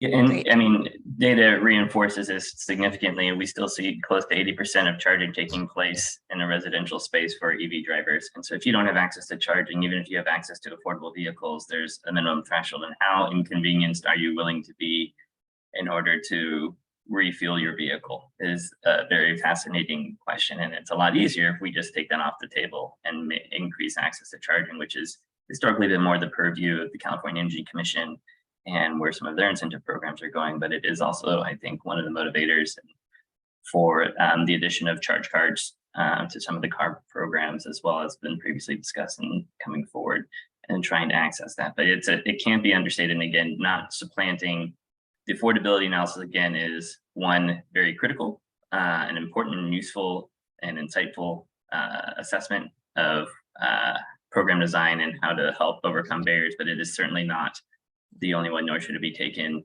and siloed as the one ring with which to decide all other fates. So I appreciate that the comment there on infrastructure serious needs to be a consideration going forward, especially as we focus on those consumers in the greatest need, especially in disadvantaged communities where we know charging is not as readily available, especially in the housing market.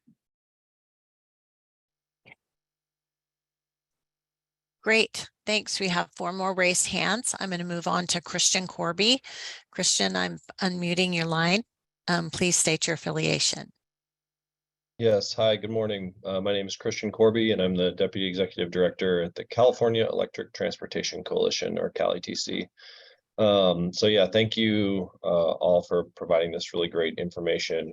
And I had 2 questions. One was So if I'm kind of understanding this right, the basis for the affordability analysis is that people would spend 15% of their monthly income on their vehicle, and that doesn't include like the down payment or anything like that. So that's just sort of like monthly. And then when we go down to that chart, it was broken down by federal poverty level. So 15% of their income would be like $404 per month, $528 per month.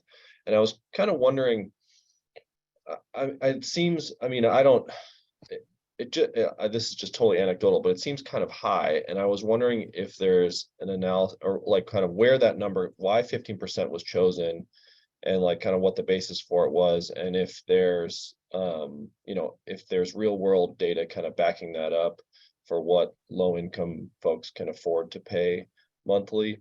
So that was my first question. And then the second question was, Raquel, you noted at kind of the end of the presentation that the real world data that CARB is seeing is that there is actually considerable demand for the incentive programs from low income and equity communities. And that doesn't exactly track with kind of the affordability analysis. And I was kind of wondering if we know like why that is, or how can we reconcile those differences? Thanks for the questions and the comments. I'm going to flash this slide up, which we haven't shown yet. This is in our appendix, which kind of details out our assumptions and describes them in a little bit more detail. We chose the 15% value. It lies between All right, this. John, can you share your screen again? Is that not working? All right, because I put up the comments and questions when you closed. Oh, gotcha. Or you stopped sharing, sorry. Sharing now. There we go. So we chose this 15% value. It lies between this financial health literature recommendation of 10%, which is quite a bit lower, of course, and the actual average for a US household, which is 16.4%. I think it tends to be a little bit higher in California, given higher fuel costs and things like that than in other states. But it gets as high on average anyway for the lowest income quintile from the Bureau of Transportation Statistics. They see about 26.9% of household spending going to transportation related costs. So there is quite a bit of range here, right? And definitely would love to hear input from folks or their stakeholders about what households are actually spending and what's a target that we should be looking at in terms of bringing choice into what we'd consider an affordable level, right? Because you know, the realities of some household transportation needs sometimes dictate that they need to go far above this 15% level. And if folks have the resources to spend less, then that's less of a percentage of their income on transportation, then that's great. But yeah, happy to take input on where that level should be. But about 15% is below the US average, but above this like 10% financial health literature recommendation. Okay, and that's all for people with the federal poverty level of 300%, all of these percentages. 15% we're applying across the board. So it's, you know, scaled relative to the individual household income that we're considering. But we do scale it a little bit based on how large the household is. So a larger household is going to have a lower percentage applied because we're assuming other costs, other vehicles, for example, you know, more household goods required and things like that. So the purchasing power is a little bit lower in our analysis for larger households.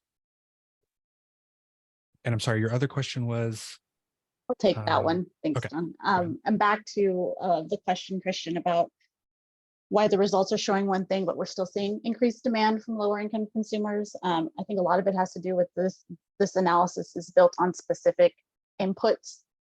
Like, for example, what we are seeing today is for a household of 3 using specific interest rate for a loan and things like that. And we, as we know, there are a number of different households coming through these programs, may have different financial situations, may be able to have access to a lower interest rate loan. Also on the vehicle side, there are some manufacturers now that inventory is starting to build up, maybe offering additional incentives on their vehicles, but because those aren't consistently offered or available statewide, that's not something we can quite factor into this analysis. So I think there's just a number of things going on outside of what this analysis looks at that kind of translates into why we're still seeing that increased demand and folks still being able to come through the programs and purchase these vehicles. Just to build off of that, Raquel, noting that for CVRP, the 400% threshold and that segment of the market that is being served by that program in particular, 300, 400% is not insignificant. And so if you're thinking about smaller households, 1 to 2, maybe single filers we know are still a pretty high proportion, a good chunk. And so there are use cases of folks that are able to work within the parameters of the program and also qualify as lower income in order to purchase. And so those are kind of some key points. But Raquel's spot on that there's different considerations. It's not a one size fits all. And to the comments from Enid too about the kind of the difference between the district programs as far as who's participating in the Bay Area versus in the types of vehicles being purchased, that varies regionally as well. And so there's going to be some variation. What John talks about here is trying to find a single value average. I think it would be interesting to kind of dig down a cut further and maybe taking a look at, affordability on a regional basis would be kind of a next iteration of the tool potentially for us to consider to really help inform and understand who and what is being served by different program designs. Yeah, I think one other thought that I wanted to voice is that this is kind of a framing question, right? It's what we're considering affordable, what we want the policy target to be in terms of bringing vehicles into affordable range for folks. But these incentives move the affordability picture broadly, even if they don't bring prices down to this threshold that we choose here, right? So this matters a lot in terms of where we want to target affordability in our policymaking decisions and things like that. But any incentive brings the cost down to some degree or another, right? Depending on how large the incentive is.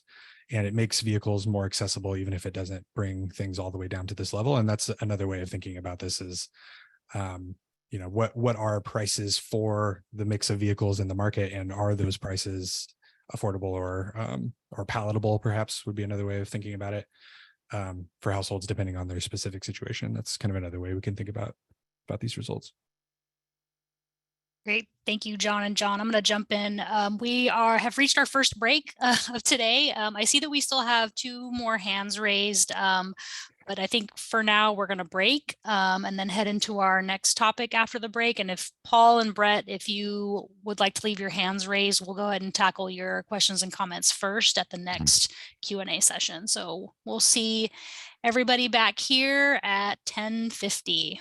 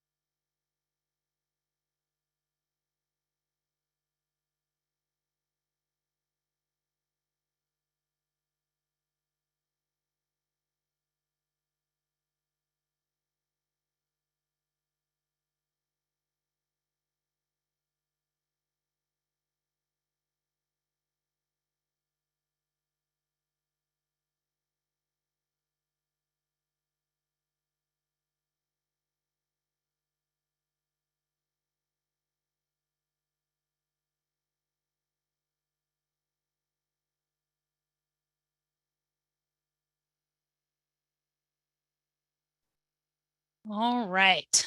Welcome back, everybody. Let's continue on with today's agenda.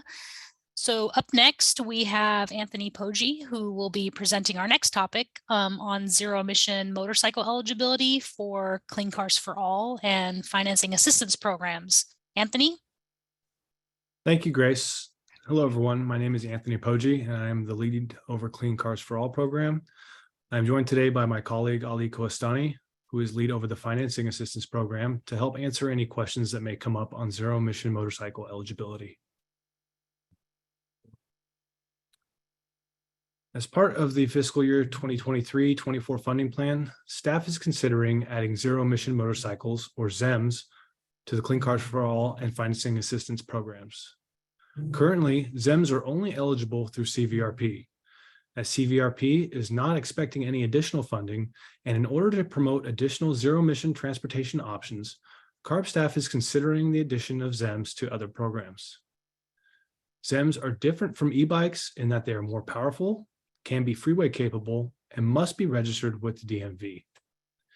There are currently dozens of models of ZEMs, and they are available in several different styles, from small moped-style scooters to full-size motorcycles.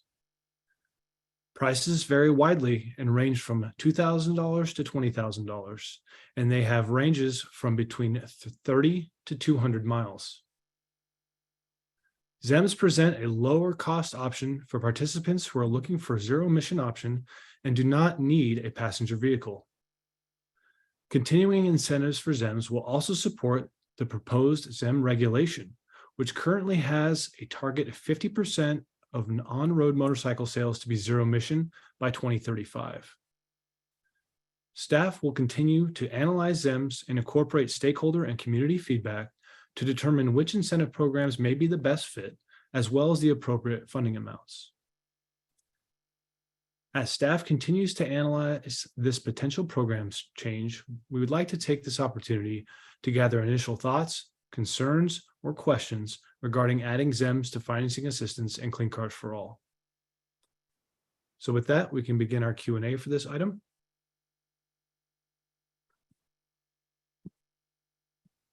Anthony, let's go ahead and start with Paul and Brett, since they had their hands up from the last Q&A. Oh, okay. Okay, let's see. Hi. Oop. Sorry about that. Hold on a second, Paul. I don't know what happened. Someone muted him? Okay. We can hear you, Paul. Can you state your affiliation, please? I'm representing myself. So this is, these are about the former discussions we were having.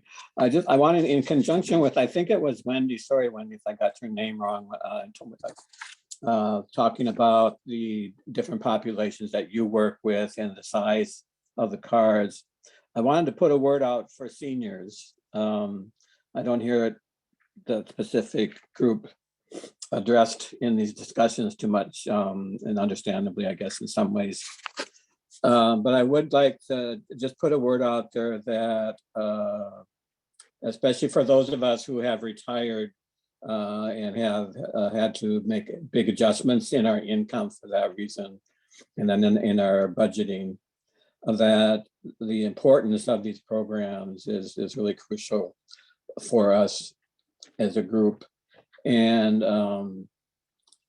there are a lot of benefits, of course, to the technologies that are taking place in vehicles and transportation in general, but for vehicles, individual vehicles that would be of great service for seniors who have maybe not the quickest reactions on the road as they used to, things that now cars can do for them.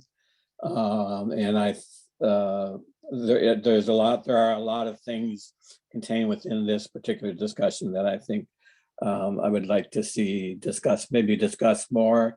And if there's any way that seniors could be given a little more financial priority, I know that everybody's asking for it, but if there's any possibility of that being addressed more specifically. And one other quick thing, it looks like on some of the dealership lists that works with, I think, CVRP or CVAP, that dealership list is going down. Is that true, or is it hard to keep those dealerships working with these programs, or was that just my interpretation? Thank you. Those are my questions. Thank you, Paul, very much. I don't know if anyone wants to comment on the question about CVRP or CVAP dealerships. Yes, in terms of the dealership list, our programs do work with a number of dealers to enable so that they're able to offer the incentives at the point of purchase, specifically financing assistance does that, as well as Clean Cars for All. As we have mentioned previously, our current programs, the local drive-in clean assistance program, as well as the current statewide clean vehicle assistance program, both financing assistance, will be phasing out as we launch a new statewide version that will be needs-based focused, that will be operating jointly with the statewide Clean Cars for All program. And so in the interim, we don't plan for those lists to go away, so to speak. We will be utilizing the relationships we have in place and growing that dealership list so that we can continue to offer these incentives throughout other areas of the state as well. Okay, thank you.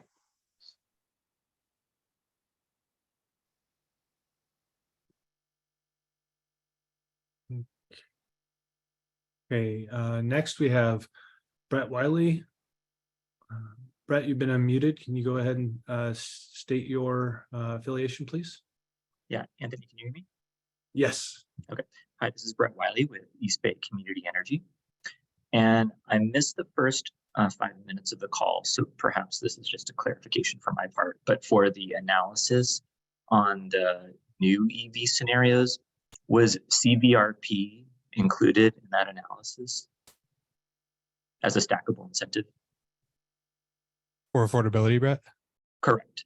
Yeah, we just looked at the Clean Cars for All incentive and the finance assistance interest rate cap for this analysis. Because the CVRP is starting to wind down, we thought perhaps better to focus on the ongoing programs in this work. But yeah, additional incentives on top of what we presented, such that stackability can happen, further brings costs down. We looked at one scenario, a kind of like hypothetical $10,000 additional incentive brings quite a bit more choice to the 3-person household with 300% FPL. CVRP is not quite $10,000, so it'd be a smaller percentage of that. But like I mentioned earlier, the additional incentives help, even if they don't bring cars all the way to that threshold we're looking at. Gotcha. I think another analysis using the same model that would be helpful is looking at not Clean Cars for All, but DCAP plus federal tax credit, because that's going to actually be like the larger majority of the market will be able to take advantage of DCAP relative compared to Clean Cars for All. And so I think that would be, you just have like a larger understanding of the total California market. Yeah, great feedback. Thank you. I think so. I have two more comments, questions. So second one is that the current study is based on a lot of assumptions. Example, these households have access to credit or have good credit and access to financing. And the data is based on Clean Cars for All current program participants. But I think if the goal is the study is to help us understand how can we reach a higher adoption rate, it would be more important to better understand the majority of the market that doesn't have a 2005 or older vehicle to be eligible for Clean Cars for All, or isn't already participating in the program despite being eligible. And so just a suggestion would be to do a willingness to pay study with those market segments, which would actually collect the data from that larger market segment rather than baking in assumptions. Because I think based on some other people's comments around those affordability assumptions, they might not be accurate for the population that we're trying to serve. And then the third one is, there's any takeaway from this affordability analysis is that there's no low cost new EV based on the assumptions in your model, that is eligible. I mean, the Volt is being discontinued with a promised date of it re-entering the market at some point. And so I'm curious how the state is going to be utilizing this study with OEMs, given that the state has a very high leverage with OEMs, and OEMs are, currently are not producing affordable EVs that lower income households in the state can take advantage of these programs.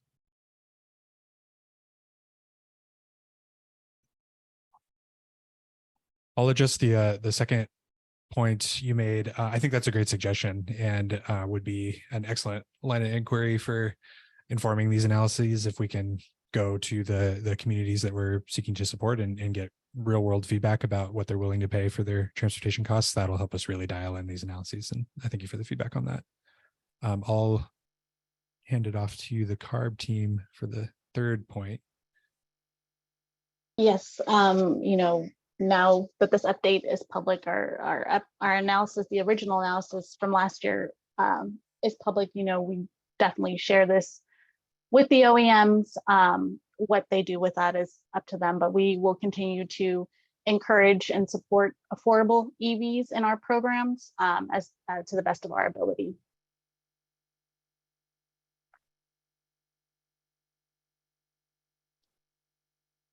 Thank you.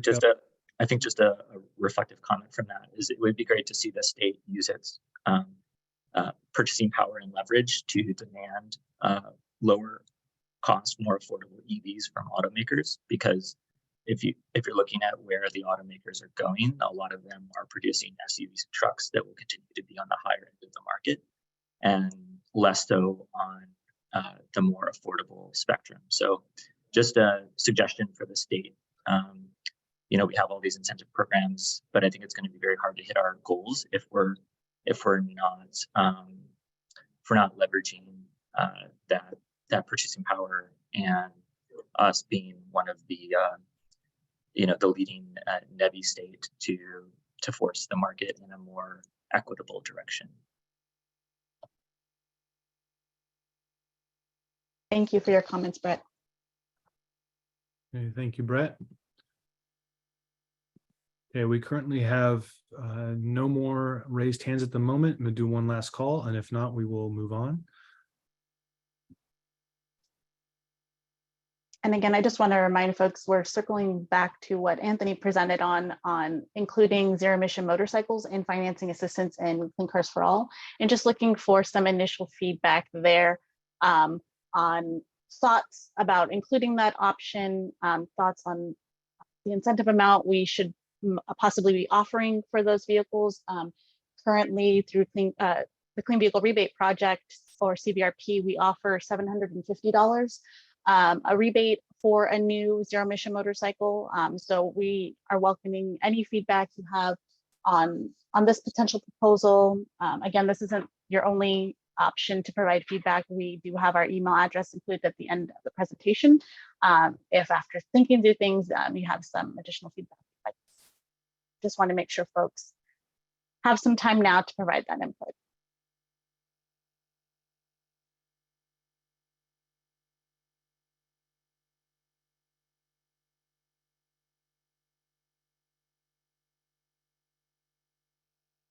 All right, we have a raised hand. Eric Barnes, you have been unmuted. Please state your affiliation. Hi, Eric Barnes, the Motorcycle Industry Council. Thank you, Raquel, for raising this issue with the motorcycles.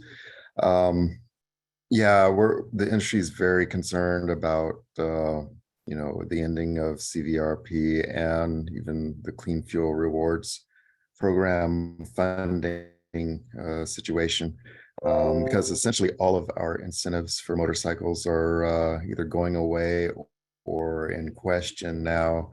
And it's very important for us to have some option for incentives for our vehicles, especially since CARB is working on significantly increasing by regulation sales of zero emissions motorcycles.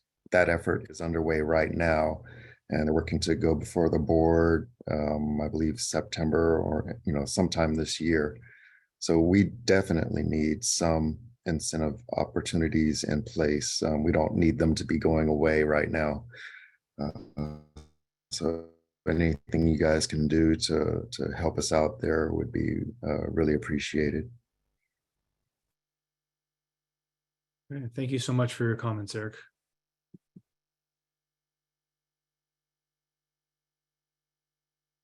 All right, next we have Stefano Benatti. Stefano, you have been unmuted. Please state your affiliation. Hello, can you hear me? Good. So yes. My name is Stefano. I am the CEO of Energica, an electric motorcycle manufacturer. Yeah, as Eric said, it's a bummer, the current situation that there is, let's say, no incentive.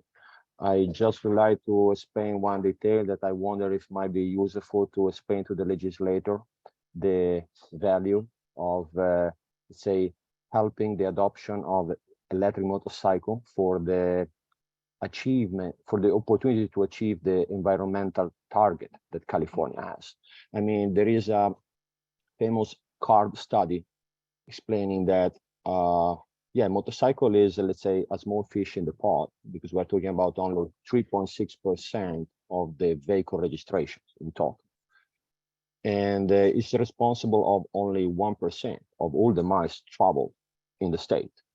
But with all said, usually motorcycle, is different. It has a shorter pipe, and they are responsible of 13% of all the hydrocarbon emission for passenger vehicles.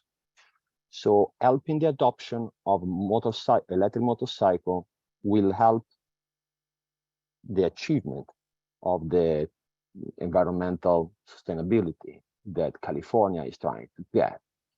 In particular, mile per mile, you can consider that the average motorcycle, the average gasoline motorcycle creates 13 times the pollution than a passenger car.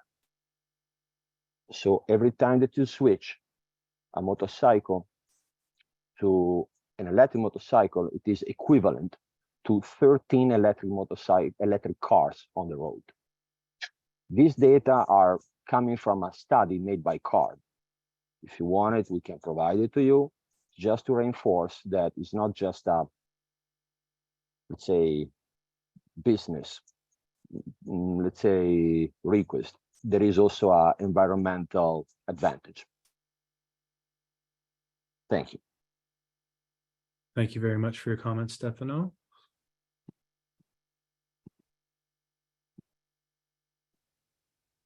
All right. So we did one last call. Grace, if you want to maybe move on now. I think anyone who wanted to jump in, jumped in. Great. Thank you, Anthony.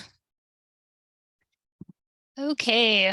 Thanks again, everyone, for your thoughtful comments, questions, feedback. So we're going to move on to our next topic, which is around the Access Clean California grant solicitation and discussing other outreach opportunities for our program. So I'd like to introduce Tabitha Willman. Tab. Great, thanks, Grace. Good morning, everyone. I'm going to talk a little bit about Access Clean California. So CARB staff is considering an allocation of up to $5 million to continue the scaling up and implementation of Access Clean California. This includes expanding the network of outreach partners and filling outreach gaps through targeted outreach in priority communities across the state. These efforts are going to continue to ensure that CARB is raising awareness and providing effective outreach in priority communities, and really doing that through trusted outreach partners. It's really a particular emphasis on targeting and increasing participation using the benefits finder that was developed through Access Clean California, and using that for communities who face the greatest barriers and really are the most underrepresented in our program participation data. One of the main priorities with this proposed funding will be to expand the outreach partner network by partnering with community-based organizations and grassroots level organizations, particularly those representing traditionally underserved communities. And also, we're looking to provide capacity building where necessary for these organizations. Through the Access Clean California Outreach Partner Network and supporting resources, Access Clean California is uniquely positioned to help complement and support the needs-based approach that was sought in the recently awarded statewide financing assistance and Clean Cars for All program as it starts to launch in the next upcoming fiscal year. And we're also looking to continue expanding the tools and resources that help streamline access to other clean transportation and energy programs beyond those that CARB administers, such as the utility and other local incentives that are also available to income qualified individuals. Another aspect we'd like to focus on with this draft allocation will be to continue leveraging Access Clean California to improve community engagement and to help facilitate community input and feedback on CARB's incentive programs and regulations. And then finally, since we've already had 4 fiscal years of funding allocated to this project, this draft funding allocation will need to be awarded via a competitive solicitation. So in order to avoid any funding gaps for the project, we are looking to release the solicitation as soon as possible after the funding plan is approved by our board, hopefully in late November of 2023. So we're hoping to get the solicitation out by early 2024, hopefully around January. Yeah, next slide. So while Access Clean California is a key component of CARB's coordinated outreach strategy, we also want to explore what additional outreach investments are needed. One thing we have consistently heard is the need for a flexible mechanism to fund integrated community level outreach. So in other words, a way to get funding to community-based organizations and community leaders to be able to conduct outreach, and not just for one program, but really all across all of the relevant incentive programs. And so Access Clean California provides one pathway to doing this through the Outreach Partner Network, but there may be ideas on other pathways for getting funding to the community groups, and this would also likely need to include providing capacity building for organizations where necessary. So to successfully do this, though, we recognize that there are some constraints and limitations that we face as a state and agency in getting grants to community groups. And these constraints can include, like, how does CARB identify and or prioritize communities on a statewide basis? There are a lot of communities and even more groups and leaders representing these communities who need this type of funding. And so some of the things that we're looking for feedback from you all on today are what criteria should CARB be using to prioritize communities for outreach?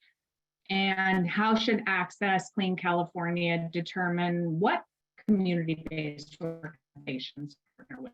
How do we know who the trusted community organizations are in each of the communities?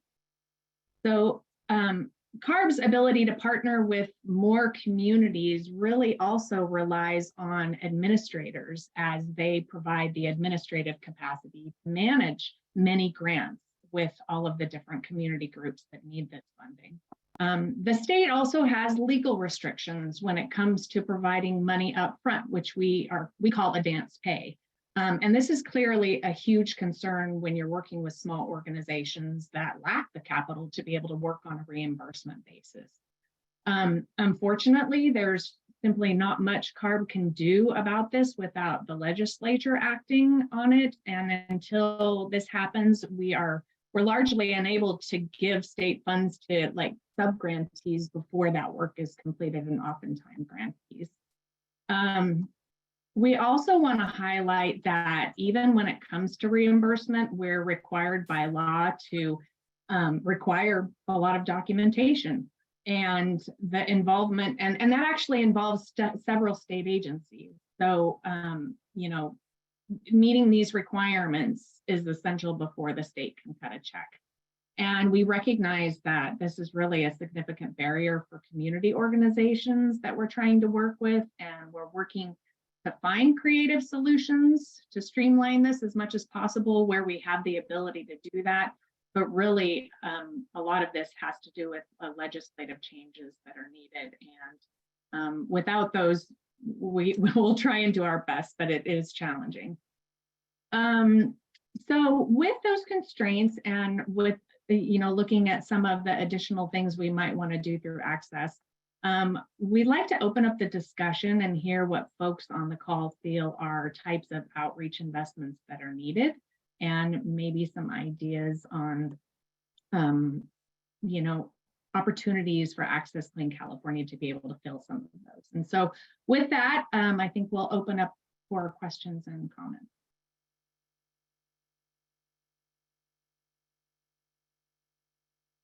All right, let's see, we have a raised hand. Enid Jaffe, you have been unmuted. Please state your affiliation. Hi, this is Enid Jaffe, Green Paradigm Consulting. So first of all, it would be helpful to know what those legislative changes need to be, because I work in the community of San Bernardino, and we're doing some really good work, and I'll describe the MO that we're using. I think it's a good model. And they're very, some of those people are very politically active. The director I work with worked for a congressman. We can definitely support that. We just need to know what those changes are. So I'll leave that. Well, go ahead and answer, and then I'll make my other point.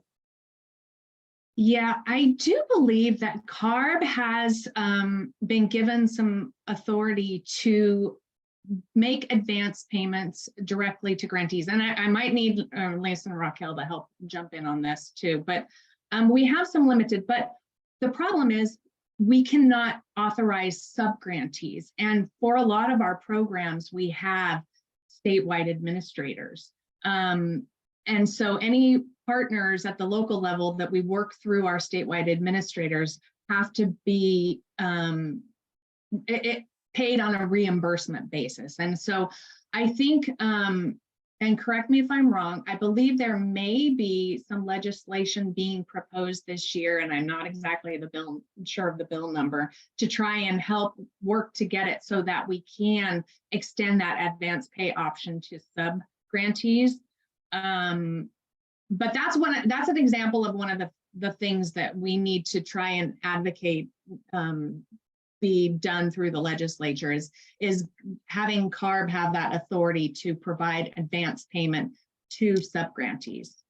Okay, and yeah, the AB 617 contract we're working on did take advantage of the advance payment, which was extremely helpful for the agency. And I thought they could pay sub-grantees, but apparently not. So, but yeah, and I think in general, let me just describe what we're doing in San Bernardino, which is a very well-organized community with lots of collaboratives and collectives and consortia, for the Inland Empire more broadly. And the way we are working with a nonprofit foundation that it was started through the schools, and they're fantastic. And I think and they don't represent everyone in the community, but they sure represent a big cross section and a big tent, and they have a lot of different pillars of groups that they're working with, and we're the subject matter experts. And one of the things that, and that's working really well, and we've got like 10 student interns now that we're working with, and we're teaching them about EVs and charging infrastructure. They're going to learn how to do site assessments, read plans. I mean, I feel really, really proud of what we're doing. I think the key here is funding the community-based organization to do this work and hire people like us to be subject matter experts. and B, they're having control of the program. I mean, it's their program, not my program. And I was very fortunate to find an organization like that, and because I did community organizing for United Way, many years ago, and this is exactly how you would hope that it would work, and they are very good. I wish I'd known to invite them to be on this webinar, because they certainly are very capable of speaking on their own behalf. So I think very often we think that we'll fund the professionals and then the community, and then they'll go to the community and ask for their opinions and their input. Well, it should be the other way around. We should be funding the community organizations, and then they ask the professionals for their advice and input. So that's just my my take on, based on my experience, and which I think is just growing and very successful. And we've made EV advocates of all of these folks now, and they're out in the community, creating programs. So anyway, that's my 2 cents. And I think, we can help bring, it is very hard to figure out what the right organization is, and there will be mistakes, I'm sure. But that's true with anything. It's true when you give grants to consulting organizations too. So anyway, that's my 2 cents. And I think if we could put more emphasis on those community organizations and a variety of them, and I think the good ones will rise to the top. So, and then provide the support to refer them to subject matter experts who can support them and assist them. Yeah, thank you. I appreciate that.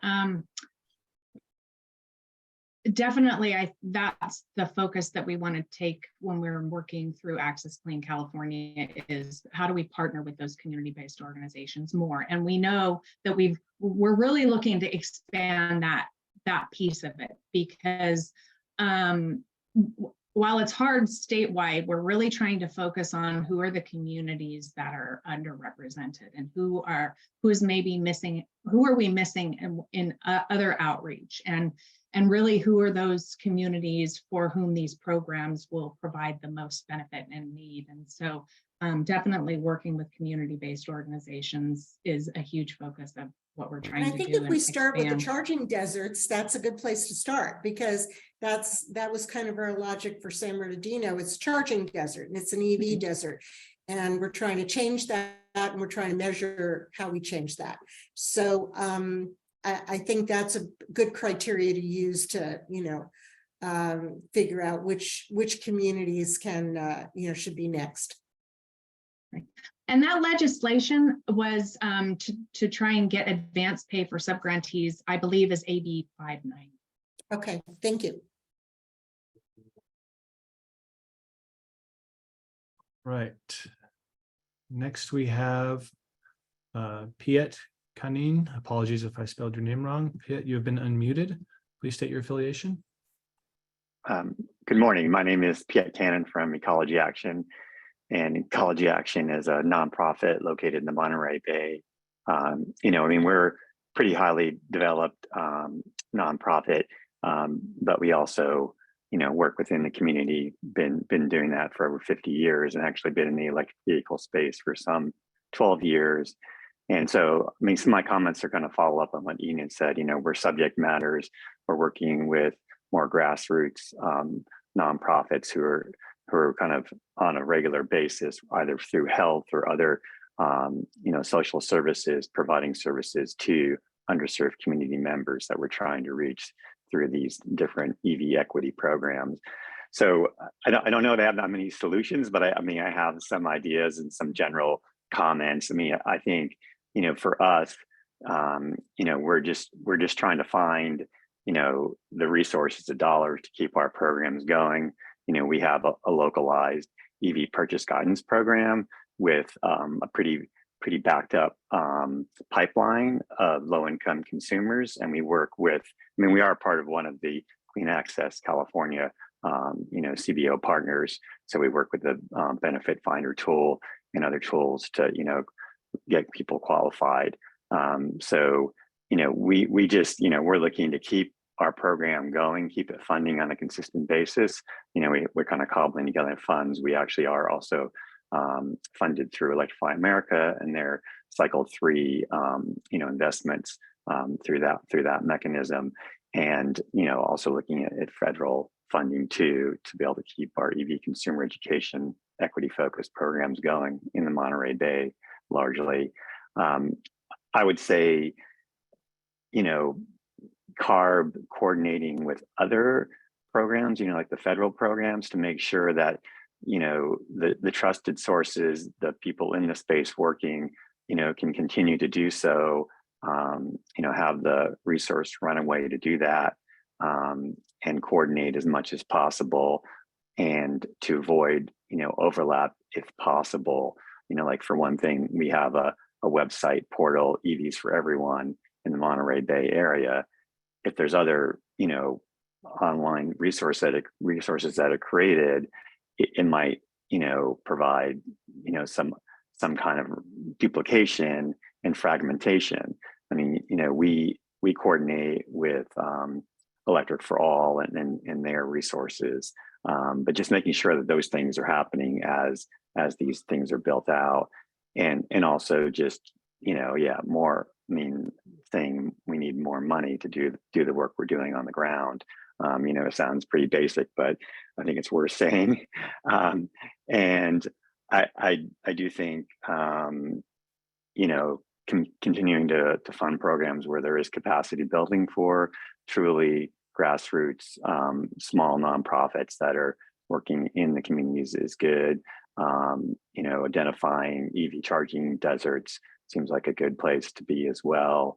And also, I think trying to pinpoint like the people who, you know, if the one woman recently, you know, said that, hey, Latino community families need a car of a certain size and that those cars aren't there, well, maybe CARB should be focused in on Uber and Lyft drivers, you know, because their cars can be smaller, and those people are driving, you know, many miles in terms of, you know, addressing the carbon emissions issue. So that might be something to do to target. That might be a good way. And also, I mean, I don't know if you're asking like in terms of what communities to target. I mean, I think the EnviroScreen, you know, DAC and low income community identifiers is a pretty good tool for identifying disadvantaged communities that need it the most, and using any other tools, like I said, to target high mileage driving folks that will have the greatest impact. The EVs will. And what else do you have to say? I think that's mainly it. I mean, I think, you know, having greater coordination within the state, within the region, and then with the federal government, and all this different funding comes down to advance electric vehicles. So, and hopefully some coordination with other stakeholders in the space, EV charging manufacturers and maintenance people, and also EV car makers too. So those are my comments. Thank you very much. Yeah, thanks, Piet. You know, you mentioned providing more technical assistance and capacity building funding too.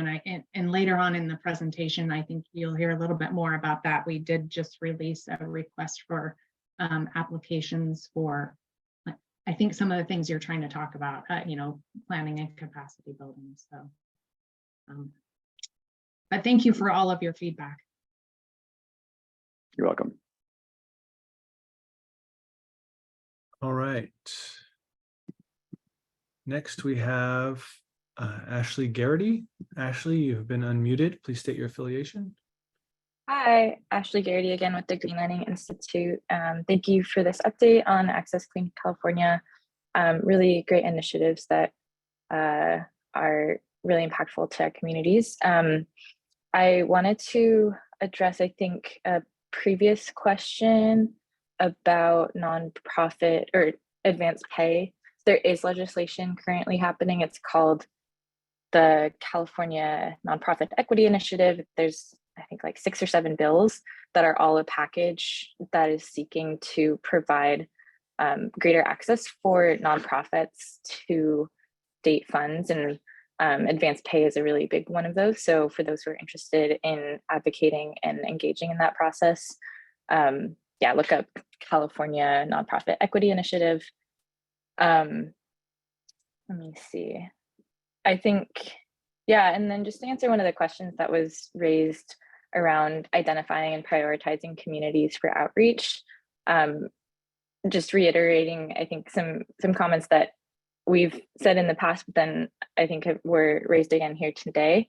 Prioritizing those communities that have had limited uptake of whatever the incentive program is around, including, you know, electric vehicles and charging.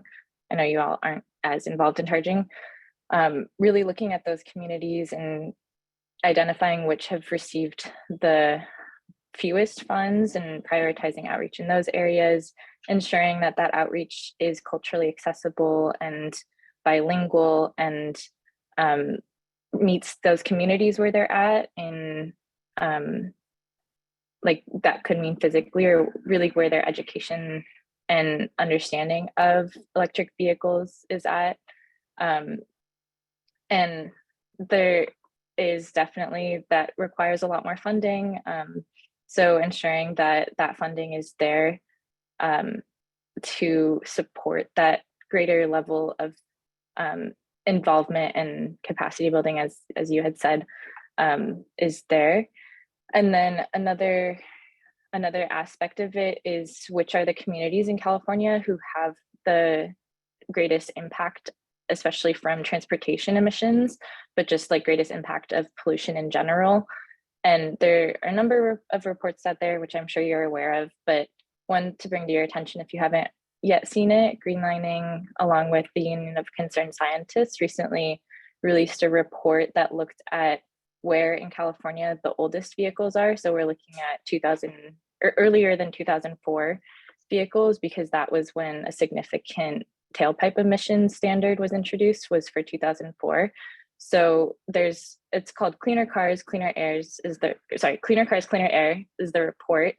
And then in our materials online, we do have access to a map that actually goes down to the census tract level, and you can see where these cars are. And so targeting those to get those off the road and replaced with cleaner cars will have a significant impact on air pollution. I'll wrap up. There's just one more question that I have for Access Clean California specifically is the intent for this program to still integrate with other CARB funded programs? Are you referring to Access Clean California? Yeah. Definitely. So it is connected to CARB's programs. We are working and we're looking, so I should say it has a benefits finder. Access Clean California is working through outreach partners, where what it does is it brings folks to the benefits finder tool, which helps folks it asks a series of questions like what are your circumstances? What are you looking to accomplish as far as transportation goals? What are you interested in? And then it kind of helps outline all the different programs that CARB has that are available. And then it kind of helps a person narrow down, like, what's out there, what am I interested in, what do I want to apply to? And then it actually will kickstart the applications for whatever programs, CARB programs that person is interested in. And sorry, my dog's freaking out there. But anyway, it kickstarts and it's connected to those programs. And so one of the things we're also looking to do with this next solicitation is align it with the statewide and Clean Cars for All program a little bit more too, on the back end. And we're in the process of working on getting e-bikes integrated into it as that program gets up and going. So we currently are connected to CARB's programs. We're also looking and working with utilities to connect to other programs. And we've been working really closely with the Public Utilities Commission, a lot of the different utility, investor-owned utilities. So the ultimate goal is to expand and make access to as many different income eligible programs as possible. Yeah. Great. And is this the initiative that was, I think, a while back intending or may still be intending to create a single application for, I'll let you go ahead. Yeah, no, where this came from was both the California Energy Commission and CARB did what was that called? The Senate Bill SB 350 low-income barrier study. And both of our agencies did these low-income barrier study. And out of both of these came the recommendation to develop regional one-stop shops. And basically, I think one of the concepts was creating an access point, like a comprehensive outreach campaign and an access point to being able to, and I think at one point in time, there was the hope to have a single application. But one of the things we learned through this pilot is really hard to create a single application for a lot of different programs that have very different focuses. And so I know this is one of the things that the Public Utilities Commission has been looking at, a universal application system, and they're like, wow, it's really hard to do. And so what we've done is taken this and created a single portal, but created mechanisms to be able to kickstart applications simultaneously on the back end. So it's not truly a single application in itself, and I'm not sure CARB will ever have a single application for all of our incentives, but that is something that we're working to streamline through this project. Great, thank you so much.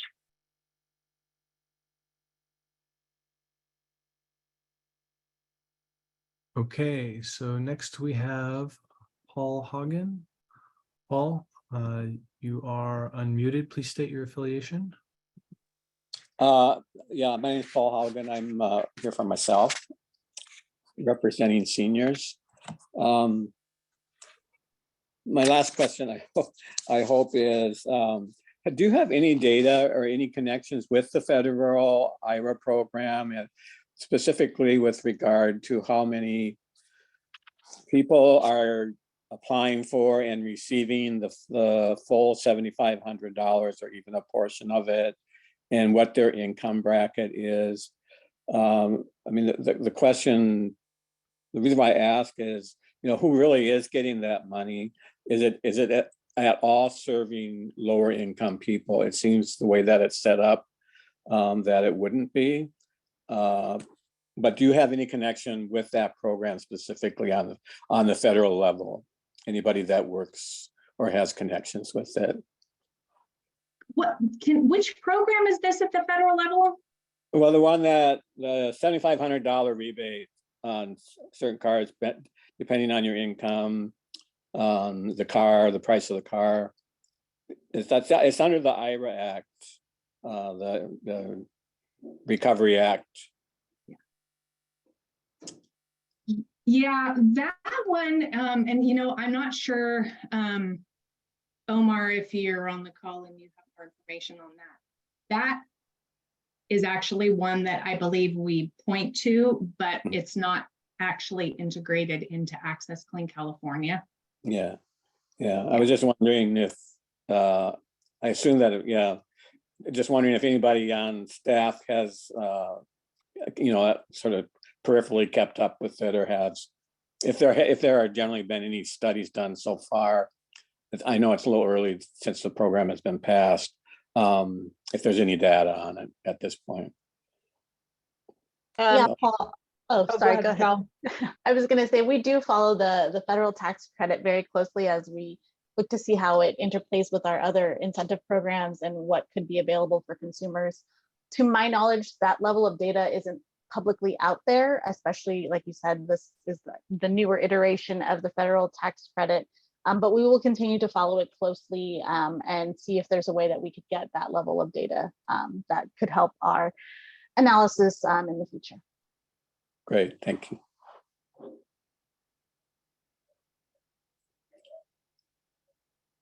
And thank you all for what you're doing, by the way. I keep on forgetting to say that.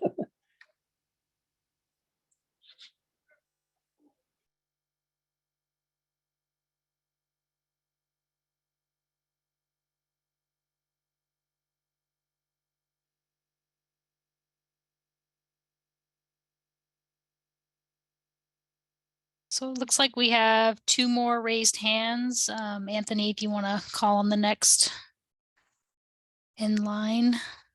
Thank you, Grace. Wendy Salvador, you are unmuted. Please state your affiliation.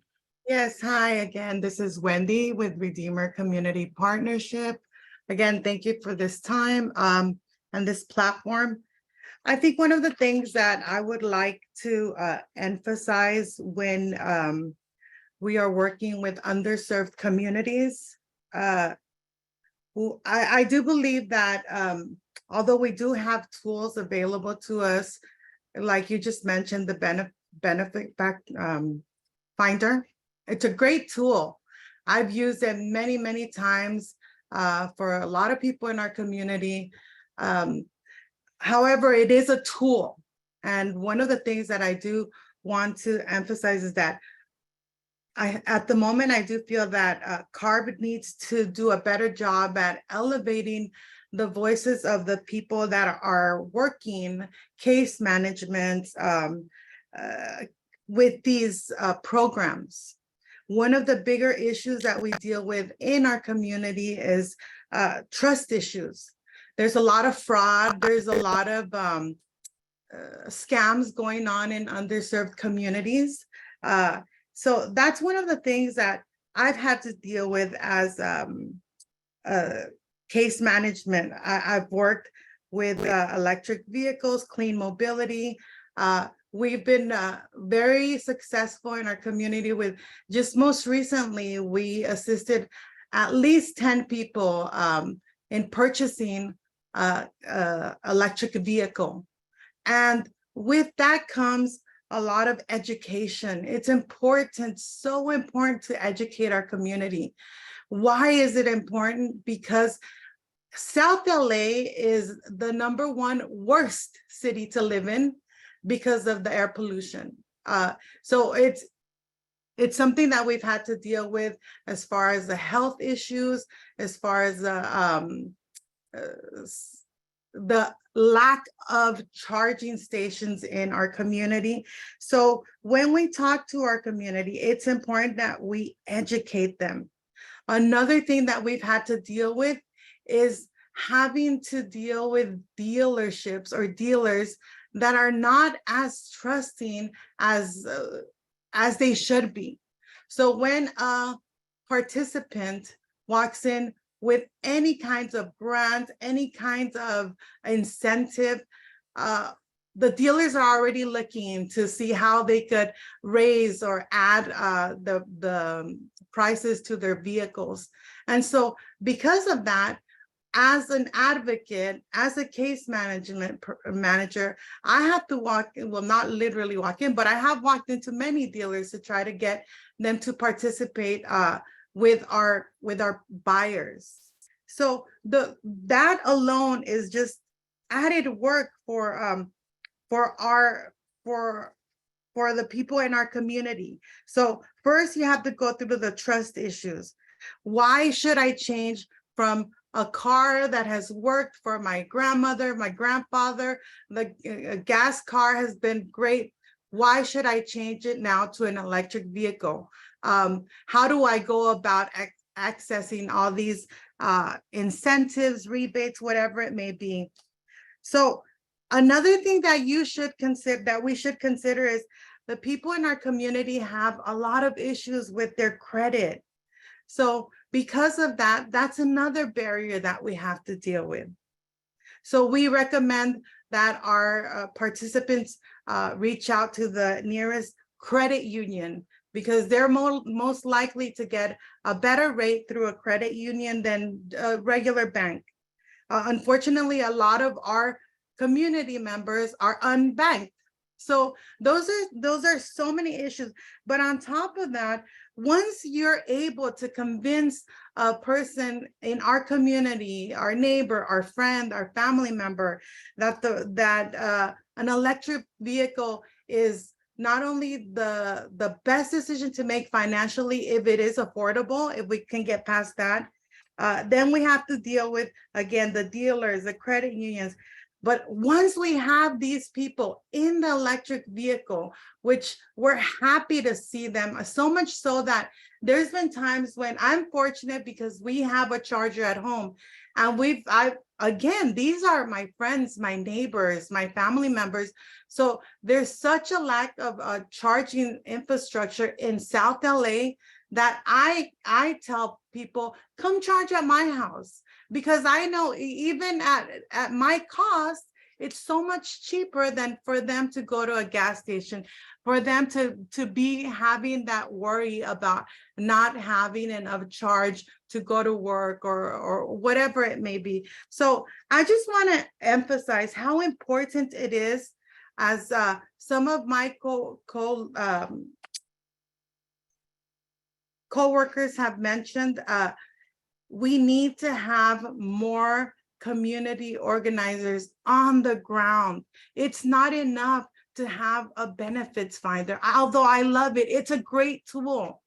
But we need someone to talk to that single mother and educate her about why it's important, about how she could save money by driving a Bolt, ID4, whatever car it may be, if she can afford it.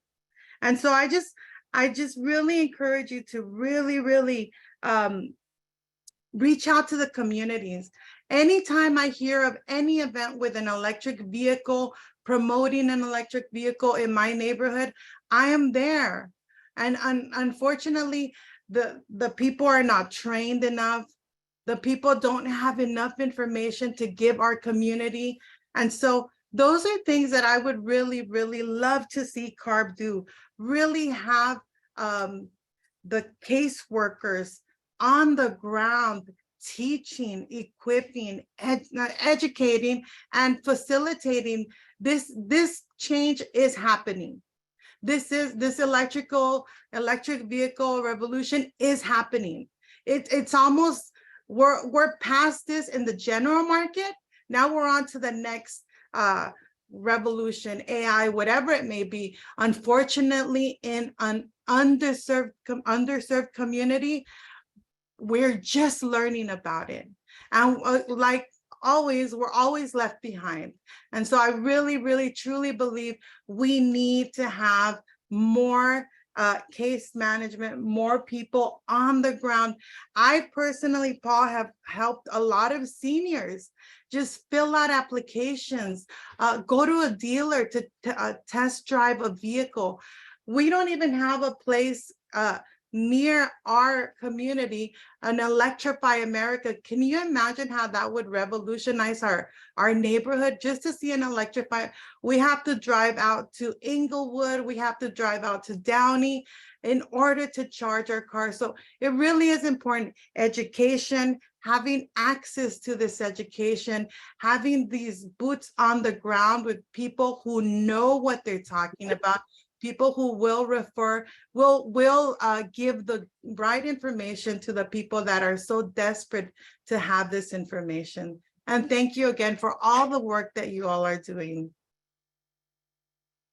Thank you, Wendy.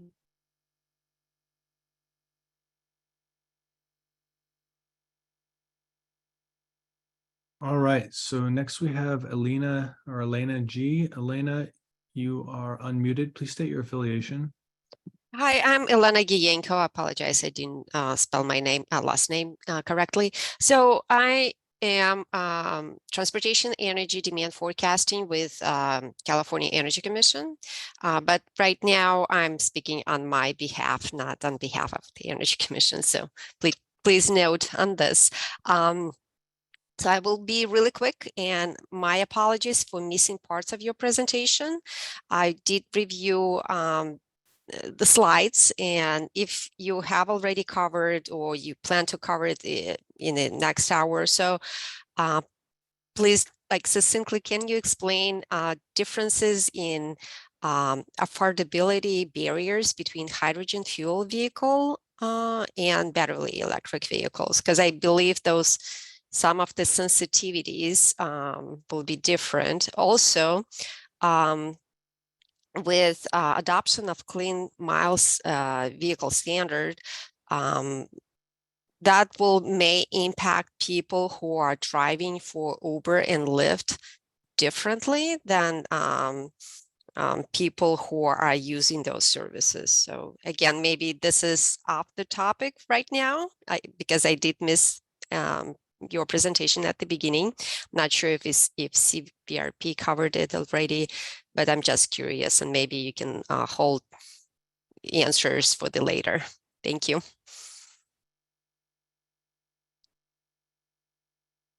Raquel, is there someone, or John? Yeah, happy to jump in. We definitely plan to include fuel cell vehicles in our affordability analyses. Like you mentioned, the inputs are a little different in terms of the fuel mix and fuel costs and things like that, but most of the same principles apply, right? If the vehicle is available for purchase and not a lease-only vehicle, which I think the Mirai now is available for purchase, and there are a couple others. We can incorporate those into our analysis and kind of call that out as a separate category. So yeah, thanks for the feedback on that.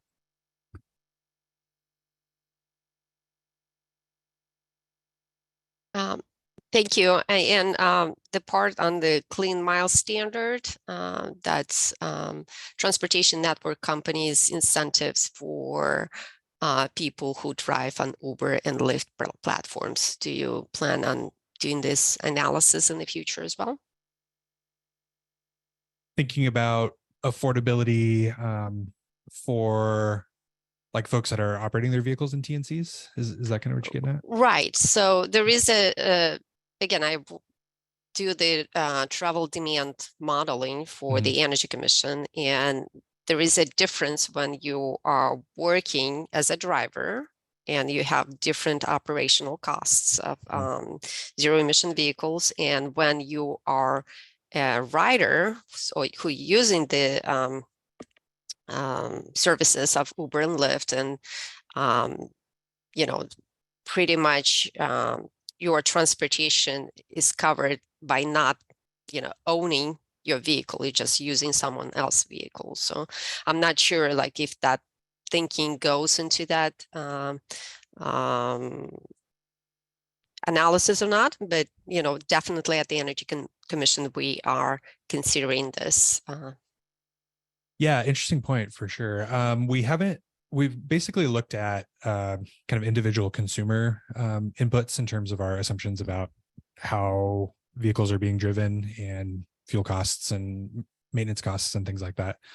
I think the TNC driver kind of scenario is an interesting one that I'll put on my list to look into here, and we can see how things look from the TNC driver perspective. And then we don't currently have plans for thinking about other mobility options. We had an idea to look at e-bikes earlier, but we haven't factored in other mobility options into our affordability analyses, but definitely hear that feedback, and it's something we can explore. Thank you. Thank you. Appreciate it. Okay, so next we have Maya Inigo Anderson. Maya, you have been unmuted. Please state your affiliation. Hi, this is Maya Inigo Anderson with Communities for a Better Environment and Charge Ahead. I want to first of all thank Wendy for her important work as a case manager. And I also really appreciate the Access California website. I use it all the time. But Wendy also made important points about, for example, serving seniors or other vulnerable communities who may not have internet access or may not have consistent internet access, and may need that face-to-face outreach. So it'd be good to learn from the CBOs that are doing outreach what some of the best practices are. And, it'd also be interesting possibly to target schools. For all I know, that may already be happening, but if we look at California public schools, close to 80% of the students at California public schools, as you probably know, are students of color, and therefore their parents are parents of color. So I think schools can sometimes be a really powerful and efficient place for doing face-to-face community outreach. Of course, schools are also implementing electric school buses and charging stations and so forth. Also, I've heard from kind of allies in the community that some CBOs are doing car shows with EV cars. which sounds like a really interesting way to practice outreach.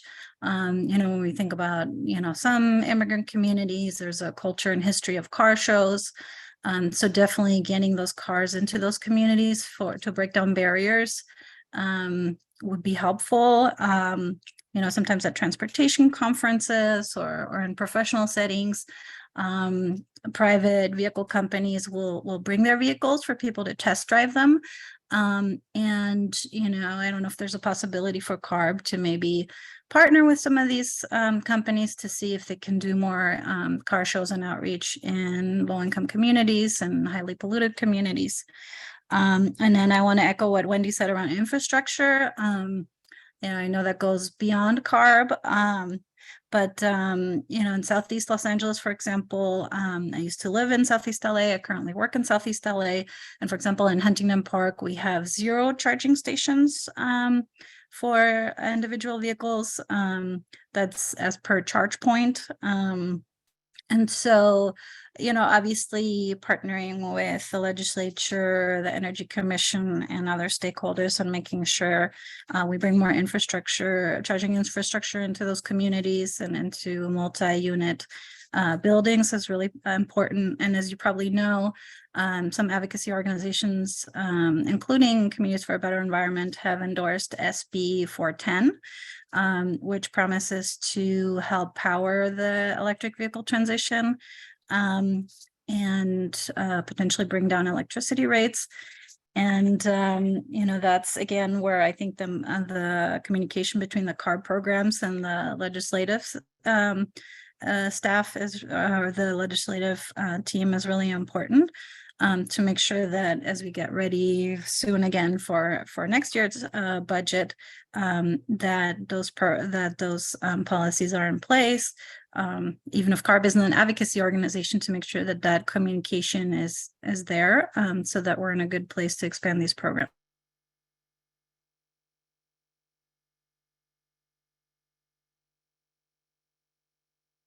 Thanks, Maya. You kind of cut off, and I'm not sure if you muted yourself on your end, but was there more that you wanted to talk about?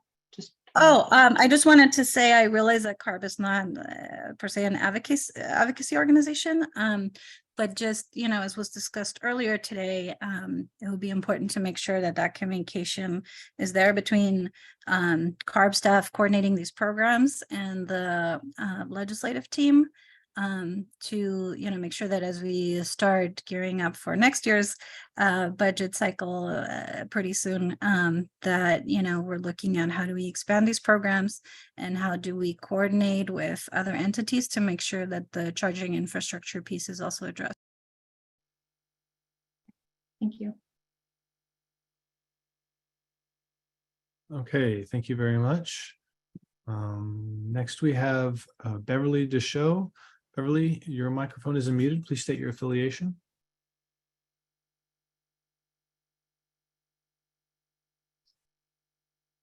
Can't hear you, Beverly. Are you still muted?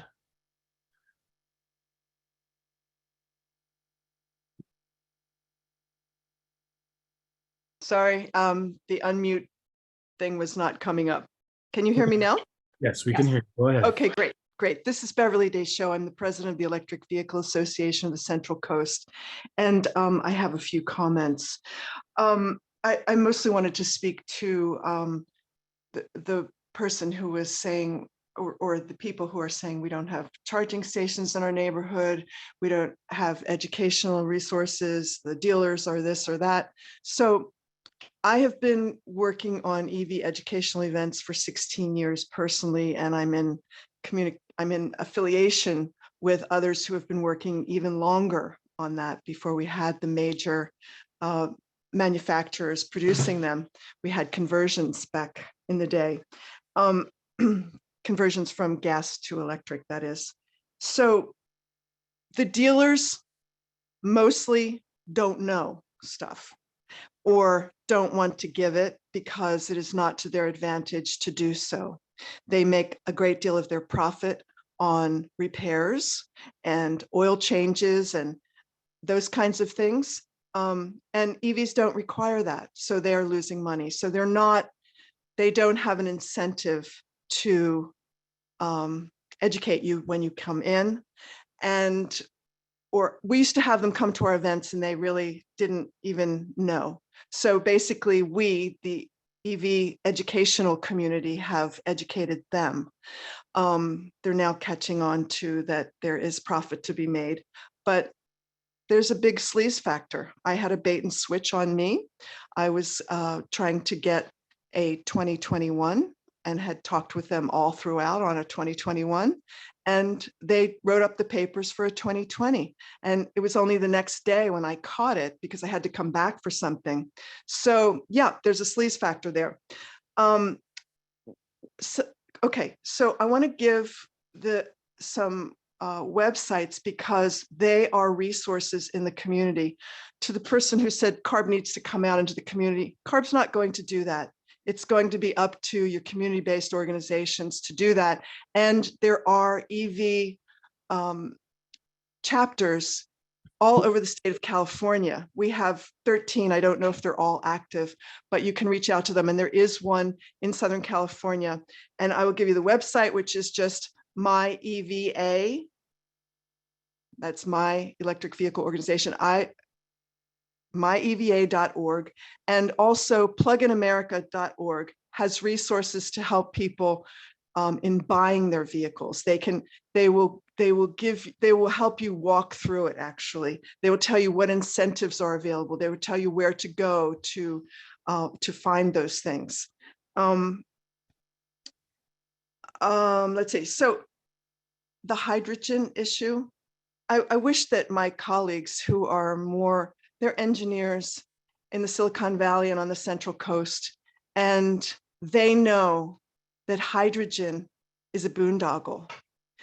98% of hydrogen is made from natural gas.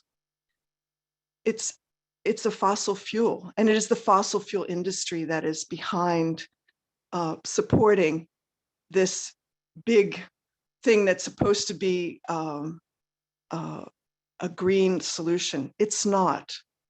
Our grids are working on greening up, turning into renewables, and to the extent that they are renewable, when you're driving and plugging into them, your vehicle can be driving on a certain percentage of sunshine and wind. And ours on the Central Coast, our CCA, a community choice aggregation electricity provider, has a goal of 60% renewable by 2025 in just 2 years, and 100% renewable by 2030. When you are going to hydrogen, you will not have that benefit. Not only that, driving on hydrogen is like driving the vehicle 2 to 4 times in terms of the amount of energy that it needs. You are using the electricity or other resource to convert the material to a fuel. Then you have to ship it. Then it converts back to electricity when you could just simply go straight to electricity. And everybody has a plug in their house. And although it's not the best of things, people have thrown an extension cord out their window to plug in when they don't have any other resources. So your electricity provider locally can help with charging infrastructure, with grants for that. Ours does it. It has a whole program. And so it's really up to us in the community. And that's what we have done here. When we were first doing it, these events, people go, what? EV? Nobody ever heard of them back 16 years ago. People like, what? No. Now people at least have heard of them. So you're a bit along the way, but it does require people in the community to do it, to educate yourselves and to help educate your members of the community. And the Electric Vehicle Association at myeva.org, they can help you. Coming up in September, we have 2 national events that there are hundreds of events happening across the country during these 2 weeks, one in September, end of September, and the other around Earth Day. And the one coming up is called National Drive Electric Week, and there's a website for that also, which is driveelectric.org. And you can find an event near you and take people in your community who are interested to them. You just put in your zip code or your city, and it will point you to where the nearest event is near you. And then you can talk with people there who can help you in your community, because we're all volunteers. We have been volunteering because we believe in it, because the environment needs it, because the climate needs it. And transportation in our 5-county Central Coast and some of the other Bay Area, our 70% of emissions are coming from vehicles. So that's why we are committed to doing the work. So I applaud all of you who are trying to do that in your community, and that's really what it's going to take. You just help get your other people in the community organized and educated. So thank you very much, CARB, for doing the work. And thank you for all of you people out there who are working in your communities. We all need to be doing the work together. Thank you. Thank you so much for your comments and the information, Beverly. We are now going to go to Ashley Garrity, and it appears her affiliation is from Greenlining. Ashley, thank you for putting that in your next to your name. You are now unmuted. Go ahead. Yes, hi, thank you. I think just thinking a little bit more about, apologies for the background noise, hopefully it's being filtered out.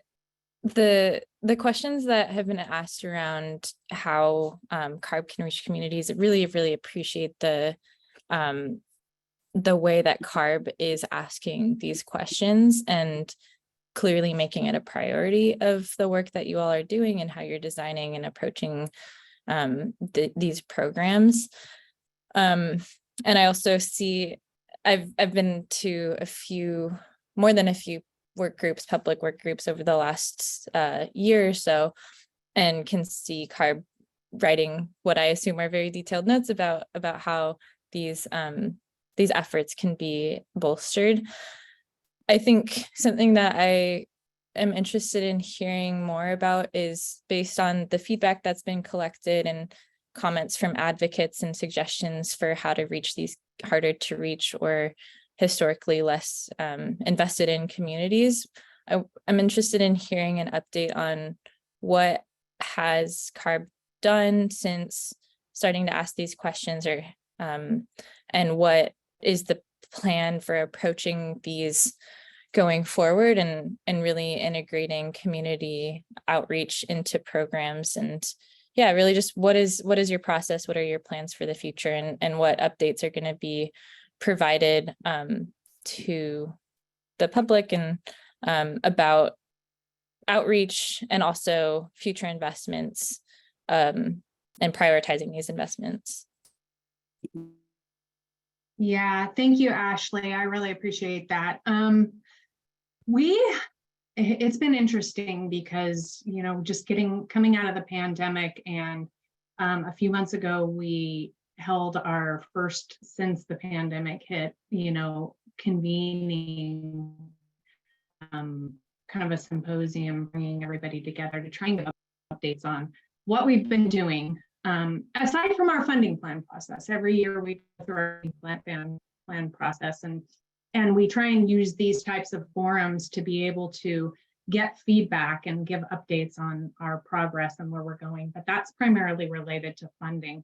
One of the things we also do through Access Clean California is there are monthly outreach partner convenings to come together and talk about not only what are the status of the programs, but what are some of the challenges.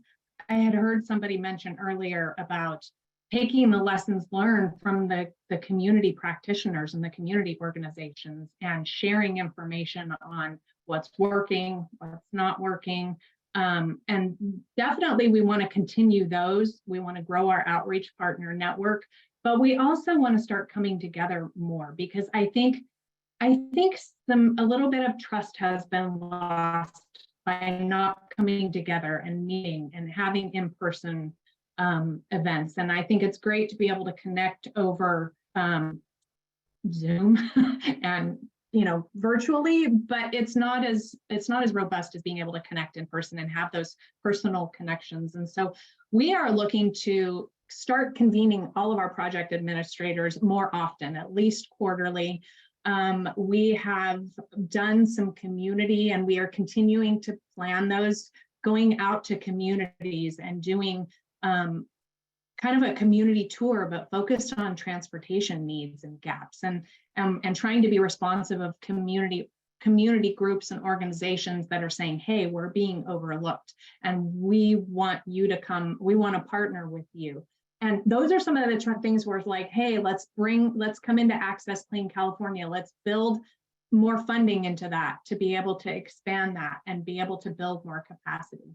And also making connections and adding those partners to the outreach partner network. We're also looking to do, so those are kind of internal coordination efforts we're trying to expand with amongst our project administrators, but we also want to try and at least twice a year come together and talk about our clean mobility project. And actually we're planning one in October through which you may hear about later, but it's the Clean Mobility Equity Alliance. So those are types of things, like we always are interested in learning more and figuring out what changes we need to make. And by asking these questions, it's great to hear from everybody. And I've been taking really furious notes, and I'm hearing a lot about building up the community partners to have more organizers on the ground and caseworkers to help walk people through that. And then just all of the other things. I'm hearing a lot of having more ride and drive events, right? Getting those vehicles out there. And so the information that we get from you all, from these types of forums and from our engagement going forward, is where we get our information and ideas to start, figuring out what changes what do we need to add to our programs. Yeah, thank you for sharing more details about that. I think it would also be helpful, just as updates happen on programs, also including a section in there on updates on, I guess, outreach process, and then also any numbers that you have that can show how these efforts are translating into incentives in communities' hands, or other markers of success for having reached these communities, I think would be really, really valuable.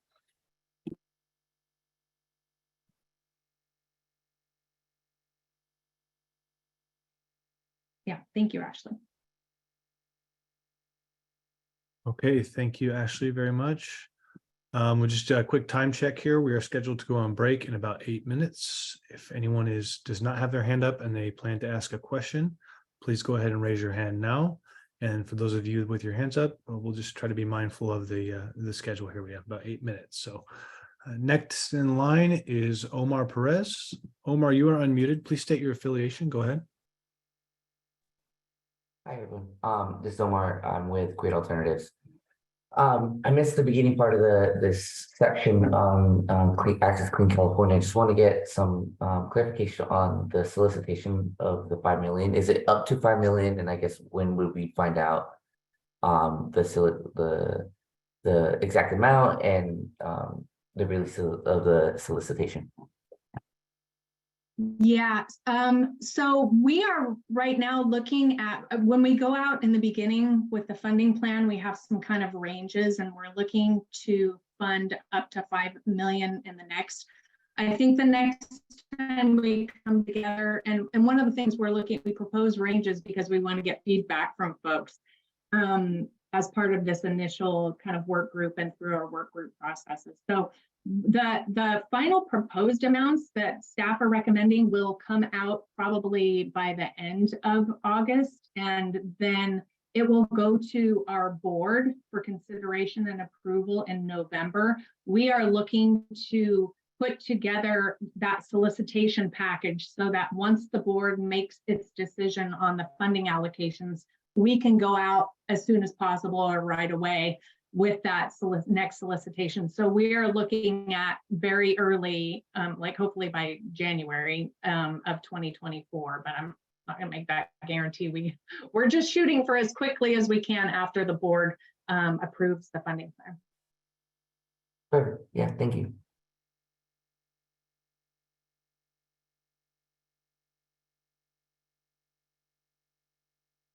Okay, thank you. So currently we have no more raised hands. Great. Thank you, Anthony and Tabitha. So we're gonna break for lunch now. The plan is to begin promptly at 1 p.m. So we'll have our final discussion, our topic discussion on the proposed process changes for sustainable clean transportation equity projects. So we'll see you all back at 1 o'clock.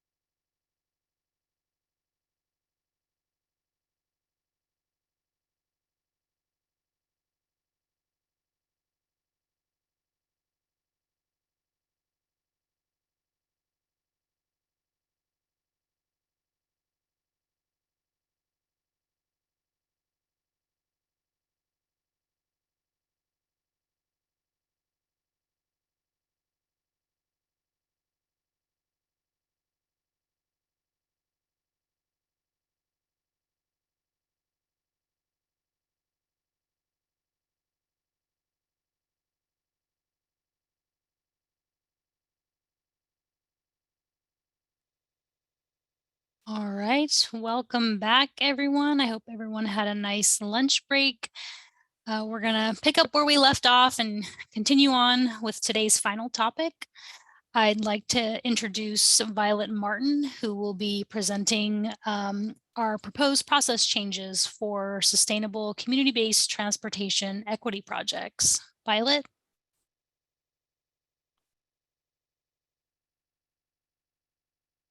Can you hear me okay? Just want to confirm. Good. Yes. Okay. Great. Good afternoon, everyone. My name is Violet Martin, and I'll be discussing staff's proposed changes for sustainable community-based transportation equity projects.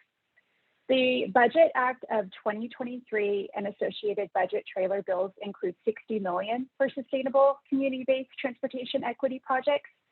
Of this amount, staff is proposing to allocate between 40 to 50 million to clean mobility projects and then 10 to 20 million to planning and capacity building projects. So I'll get into that a little bit more. In the past, CARB has funded 3 separate pilot mobility projects: the Clean Mobility Options Voucher Pilot, or CMO, Clean Mobility in Schools, or CMIS, and the Sustainable Transportation Equity Project, or STEP. With each administered separately, along with a separate application and administration process. To reduce confusion and make it easier for communities to apply for and access clean mobility funding, CARB released a joint request for applications for planning and capacity building, my apologies, CMIS and STEP on July 24th, 2023, the last Monday, using funding from last fiscal year, 22-23 funding. Due to timing and other administrative factors, CMO was not included in this request for applications.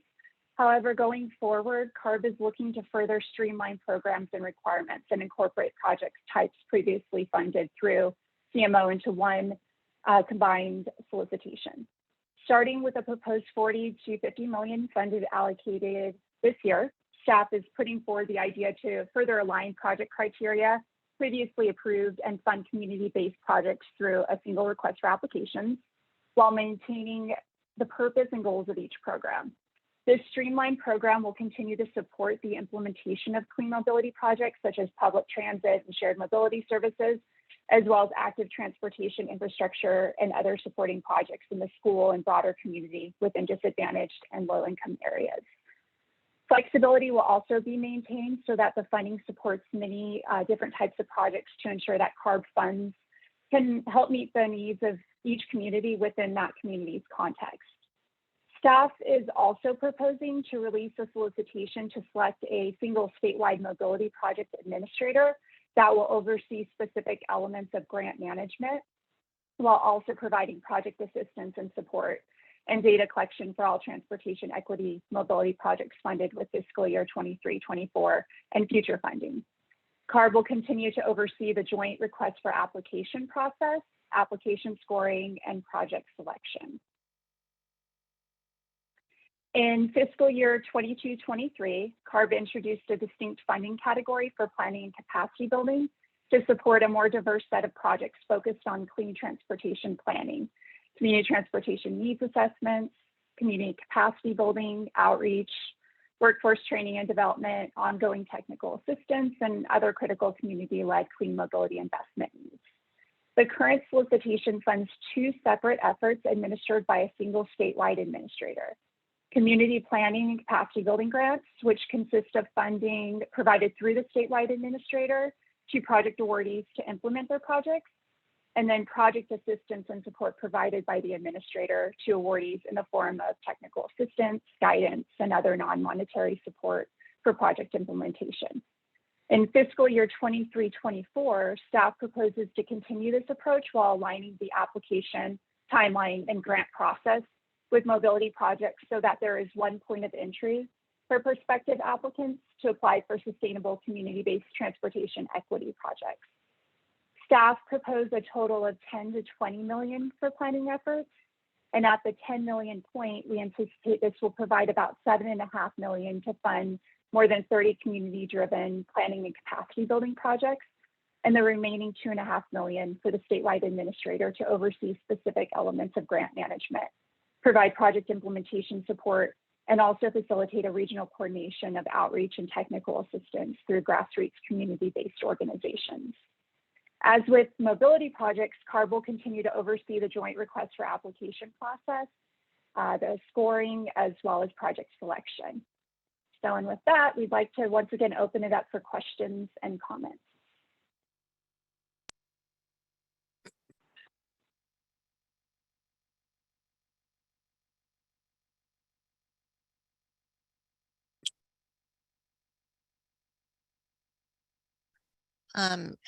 Ashley Garrity, I've unmuted your mic.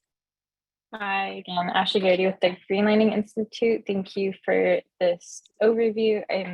I've got a bunch of questions. I think I'm just trying to understand what's changed from last year. So thank you for the presentation. I'm still wrapping my head around the details of it.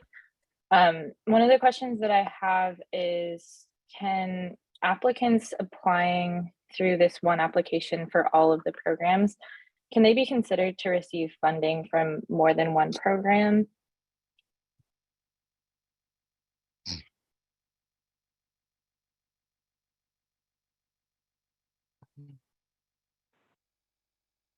I think that the approach that we're hoping to take is that we would either evaluate the projects that are presented and figure out which project it meets the goals of and which source would be the best project to be for the community-based project to be funded through. So we're still figuring out some of those details. It could be that on the back end, we try to make some of those distinctions for applicants, but we've also are well aware that applicants may want to select the specific project category that they're interested in getting funding through. So we would still have CMO, CMIS, and STEP, as well as planning and capacity building, and that we would have the guidelines and associated program criteria for each of those programs, and applicants could potentially self-select. I'm not sure if others might have a better response to your question, or if I'm not fully answering it or understanding it. But I think what we're really trying to do with this effort is just minimize that confusion, where we take that piece out of the equation and say, this is the funding that is available. And if you have a project that meets the goals and criteria, then we will review those applications as long as they're responsive to the information that's been requested in the RFA. Okay, so if I'm understanding it correctly, someone will submit an application and the reviewers for all three, CMO, CMIS, and STEP will be the same reviewers. So they won't have separate review processes by program? That's correct. So it would all come through a single point of entry. And whether or not the applicant makes the distinction, like I want to apply for CMO funding, that has not yet been determined. And that will certainly be part of this process of work grouping some of those questions. But I think at minimum, we want to minimize that confusion of which program do I even apply for. So we have a single timeline that all programs are aligned with and a single point of entry for applicants to submit their applications and apply for funding. Okay, yeah. And then will the pots of funding also be combined, or are those going to remain separate per program? Well, based on the way the budget bill was written, it's all one source of funding, as I understand it. And I think that might be a detail we have to figure out still, but I think right now we have one allocation for mobility projects, for sustainable mobility projects. So that's what we're working with, and we're trying again to streamline that. And to clarify, I mean, in terms of evaluating those projects, we'll still be evaluating them separately under the current proposal. So we still have our RFA right now that's out there. Okay, thanks. I think particularly around the issue of it potentially becoming one pot of funding for all three programs, we do have some concern around that and the possibility of each of these programs potentially competing against each other. So I think we'd be interested in hearing if and whether there's plans to move them to have separate funding amounts allocated to each program. I know that these programs are underfunded just generally, and that's not something that you all have that strong of a say, or maybe even a say in at all. But I think it is a little concerning to us that they're going to be combined into one category, especially from the funding route, because they are such different programs and serve such different needs for communities. Yeah, thanks, Ashley. We definitely don't want to create competition amongst our different programs. I think what we're looking to do is find where we can have program alignment such that it makes it much easier for communities to come in and apply for everything that they are needing, or that they would like to get, rather than have to submit separate applications to a bunch of different programs. How can we make it so that, a community can come in and say, I want this combination of projects, and we definitely we still have a lot to talk through and work through, but to the extent we can create one request for application process and then come in and make it easier and still maintain the individual project goals and objectives for each of those, we want to do that. And so the scoring may continue to be slightly separate, but we definitely want to fund all the different project types, not make it so that one gets a lot more than another type or create competition, but really make it so that communities can come in and say, these are all the things that I need and these are all the things that I'm looking to get, not having to pick and choose based upon whatever specific program may give them the majority of what they need. Okay, so all of the selections or the applications that are selected are going to happen at the same time, and you're going to assess kind of like a holistic picture of what kinds of projects can be funded. Is that, am I understanding that correctly? Yeah, I think that's the intent of the direction that we're going. Okay.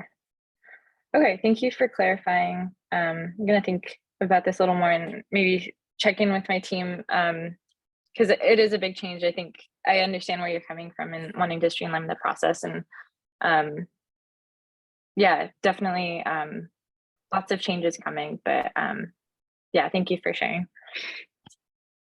And our intention is to have more work groups to talk through some of these things, like certainly build upon what we're already doing. So there will be many more conversations. On this this program specifically, or this, I guess, set of programs. Yeah, so just to clarify, what we're taking to the board is that we're not making any suggestions of changing the actual projects that we're going to fund. We're just taking to the board saying, hey, we want to combine them into one process. So a community has one door to go in and they have one grant with CARB instead of 3 separate grants. And so what we've heard over the last 5, 6, 7 years is that it creates complications when we don't have alignment between the 3 programs and when we have different grants to try to do the same thing. You know, whether it's provide a specific mobility option or something a little bit more complex like bike lanes, that kind of thing. So that's really all we're trying to do with this, is simplify the process for communities to make it easier for them to apply. Okay, yeah, thank you for that clarification. Okay, next up is Maya Inigo Anderson. Maya, your line is open.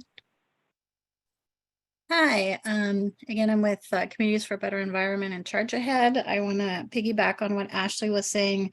I mean, as much as I understand the rationale of wanting to make the application process simpler, there would also be a benefit to maintaining different pots of funding for the different programs in terms of accountability and transparency. But you know, we can take this back to some of our coalition members and discuss further. Yeah, that's one thing we've talked about internally with the budget that we've got. It's only $60 million. It's not a lot of money. It's not going to get us a ton of projects. After the board, if the board approves this approach, after the board hearing, then we'll proceed with doing public implementation work groups. And then we can talk about those details of how we'd want to split it up between the programs while still trying to maintain the simplicity of it between the alignment of the requirements and the evaluation of who gets scored and how, and then breaking it out on the funding splits. Because yeah, we know all 3 programs have specific goals, even though there's a lot of things that are the same between them. So there's still a little bit more work to do after the board hearing. Okay, next up is Pete Cannon. Pete, I've unmuted your line. Thanks. Hi, this is Pete Cannon with Ecology Action. Yeah, I want to commend you for streamlining the process. I think that's a great thing to do, and make it easier on the applicants. And I assume within that process, you'll like figure out, like, I mean, I don't know that maybe I missed this earlier on because I just got on the call a little bit late after the lunch break, but like with the CMO process, it's kind of like a first come, first serve, then randomization of an oversubscribed program, which is different from my understanding what STEP is going to be. Like, maybe you could just talk about the mechanics of that if you have that figured out at this point.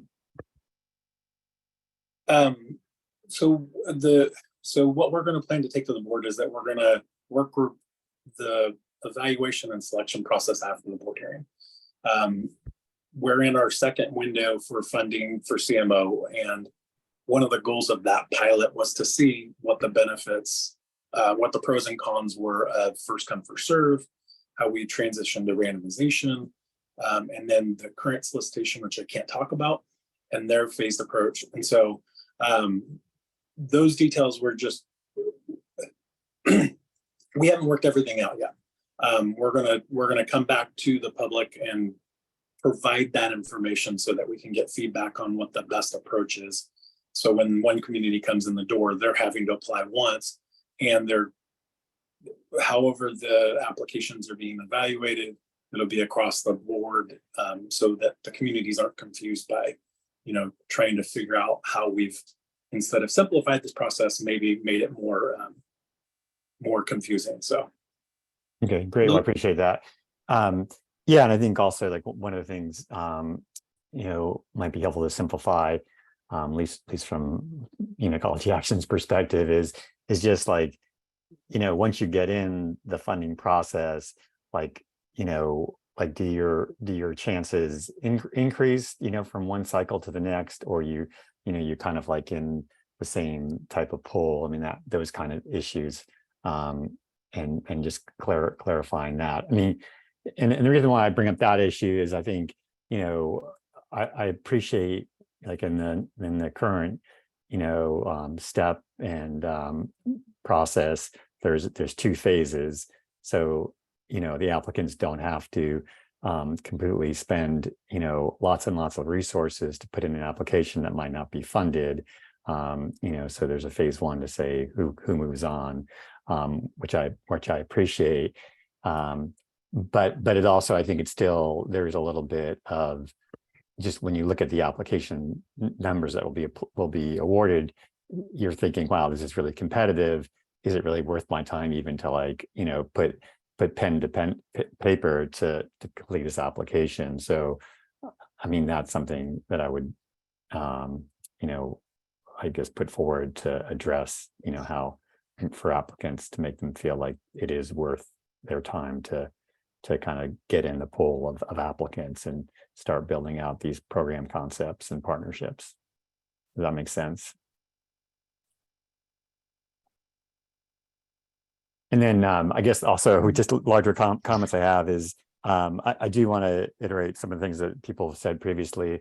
I mean, I think with the CMO program, I really like that program because it really puts a laser focus and spotlight on shared micromobility. And I really appreciate that happening. I don't see that in any other funding sources. And I think that's a form of sustainable transportation that has great potential. And I would want to make sure that was a program detail that was kept alive throughout this program as you put things together. And then also, yeah, just I know with Safe Routes to School, it was a separate funding program, and then it got added to active transportation pool, and it still is prioritized within the active transportation fund that Caltrans and CTC run, but it did lose its separate funding pot. So just kind of as an example, maybe there's some guidance that you get from that process of putting that separate transportation project into a larger pool of funding for good sustainable transportation causes. So thank you very much for allowing us to provide comments and streamlining the process. Appreciate it. Okay, next up is Enid Jaffe. Enid, I've unmuted you. Great, thank you. I have 2 questions. First of all, I don't quite understand how you would apply for the capacity building and planning grant. Will it be through the same process as the STEP and the CMIS, or separate?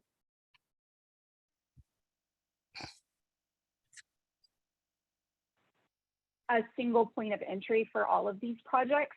We would make the distinction of the types of projects that are eligible and make it as easy for the applicant to understand which, what it is they're applying for.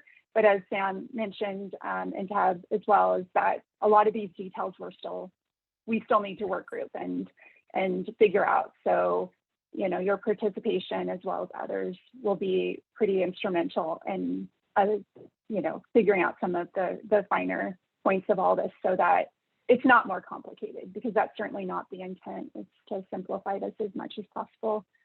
So in theory, yes, a planning capacity building project, it would be very clear to the applicant, this is the project that I want to fund, and that's exactly what I'm applying for. And would going through one of those projects be a prerequisite at all for any of the others like CMO or STEP?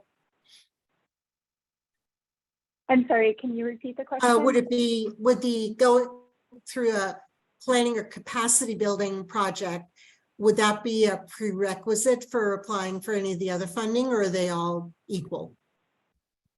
No, I don't think that's necessarily the case. I think our current RFA is a good example of how this could be done. And I guess I can't speak to too many details on that, right, but we right. have a single application where we have the criteria for each of the various programs, and for STEP, CMIS, and planning capacity building, there's eligibility criteria that's outlined in the materials. Okay. So similarly, we would. Sorry, go ahead.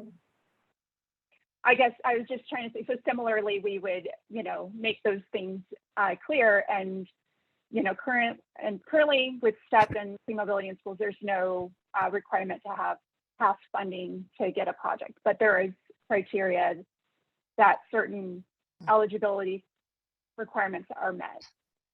Okay. Okay. And Sorry. then I'm trying to be vague, but not. No, I got it.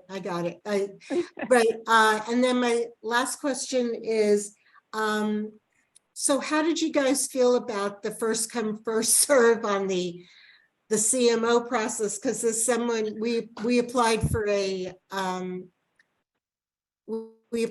planning study, and we got in early, and then we were randomized out of the running. So we're heartbroken. So how did you guys feel about, would you do it again? What was what's the feedback on it? I think maybe Sam will have more to add to this, but I think we've had feedback on both sides that it's, it's a fairly straightforward process. But then there's also feedback we've received that it's not as equitable as it could be. And so we want to find a path forward that acknowledges that it takes a lot of resources in either instance for communities to apply. And so we have things like a two-step process to try to minimize that to some extent. And that was implemented even in CMO with the last application window. And that's something that's happening through the current RFA. But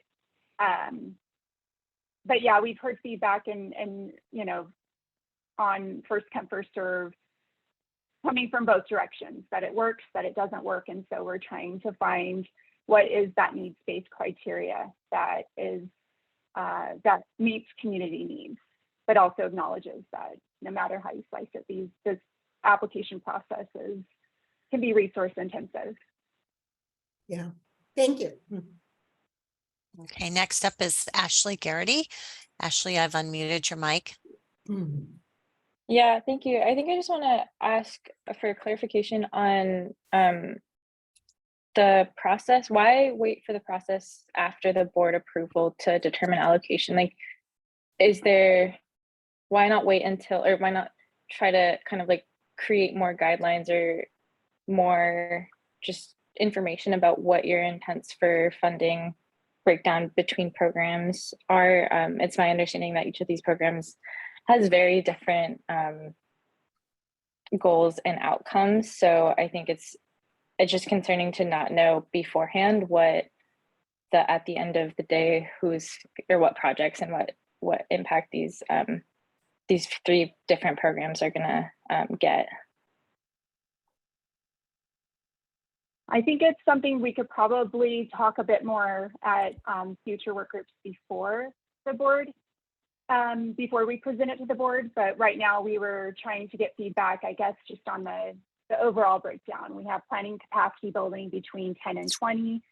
Our communities happy with, the lower end, or, where would they see that dollar amount being best placed? And then similarly with the mobility projects, should we aim for the higher amount of 50 million rather than the lower of 40?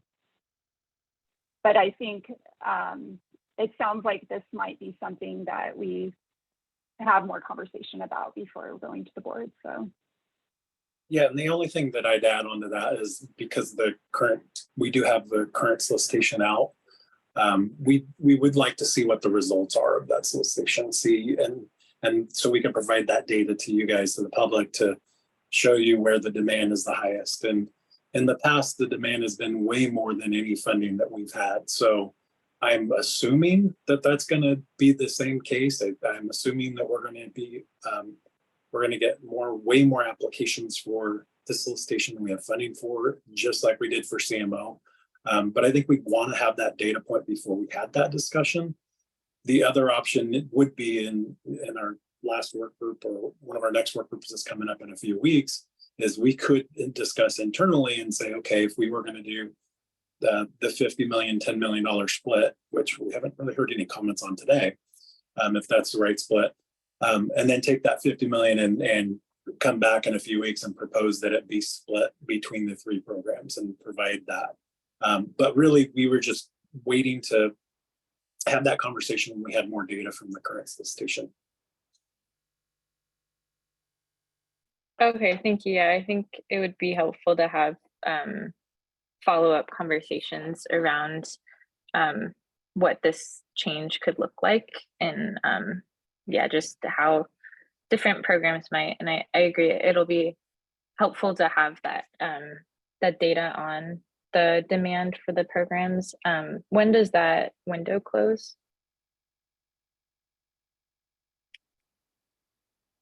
The concept application window closes on September 8th. Okay, and then the selection timeline for that, is that going to be after the board meeting that approves the funding plan? There's like a full phase as well, and so that will probably, based on after the full phase closes, we'll probably be selecting projects around the same time that the board meeting happens. But I think we'll get a good sense by the end of the concept phase of the current demand from this solicitation. Okay, thank you. I don't think we need to wait for the full phase. Okay.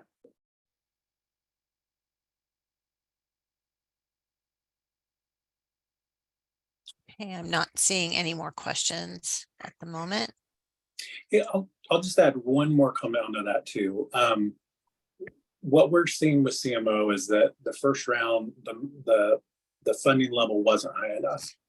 The second round, we didn't get a huge budget last year where we wanted to increase the dollar amount to as high as we wanted to for those grant caps. So that'll be another data point that we'll want to bring to the group as we're looking at, if we were going to propose splits between the 3 types of projects, how much the funding caps could be for each project type, and then what that would result from if we were going to move forward with $40 to $50 million for mobility. So there's a couple of other factors that we're discussing and trying to figure out internally, so we can present that to you guys, to the public, and get your feedback on those proposals.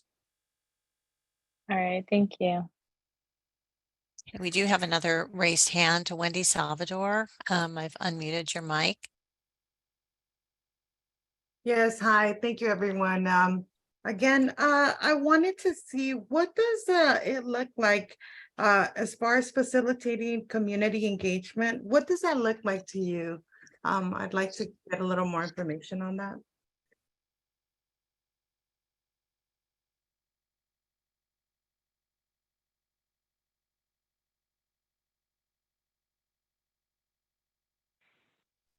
Violet, we can't hear you. Violet, No? you're Oh, mute. sorry. Okay. Am I? Do you mean generally or through these programs? Through the programs. I mean, especially with planning and capacity building, we really are trying to promote inclusive engagement, community engagement practices, and I think that happens through a lot of recommendations or ideas that how that may take form, whether it's community advisory type groups or steering committees, the various types of organizations leading the efforts. We try to encourage community-based organizations, those that are trusted within the community, to be at the center of supporting the community engagement elements of the projects. So we're trying not to be super prescriptive on how this is done, but rather promote various types of activities as well as structures to enable the most inclusive type of engagement. And I'm not sure if that quite gets at your question. I really encourage you to look through our solicitation materials to get a better sense of some of that specific guidance and the partnership structures, as well as, you know, the types of activities that we are trying to promote through these efforts. Right.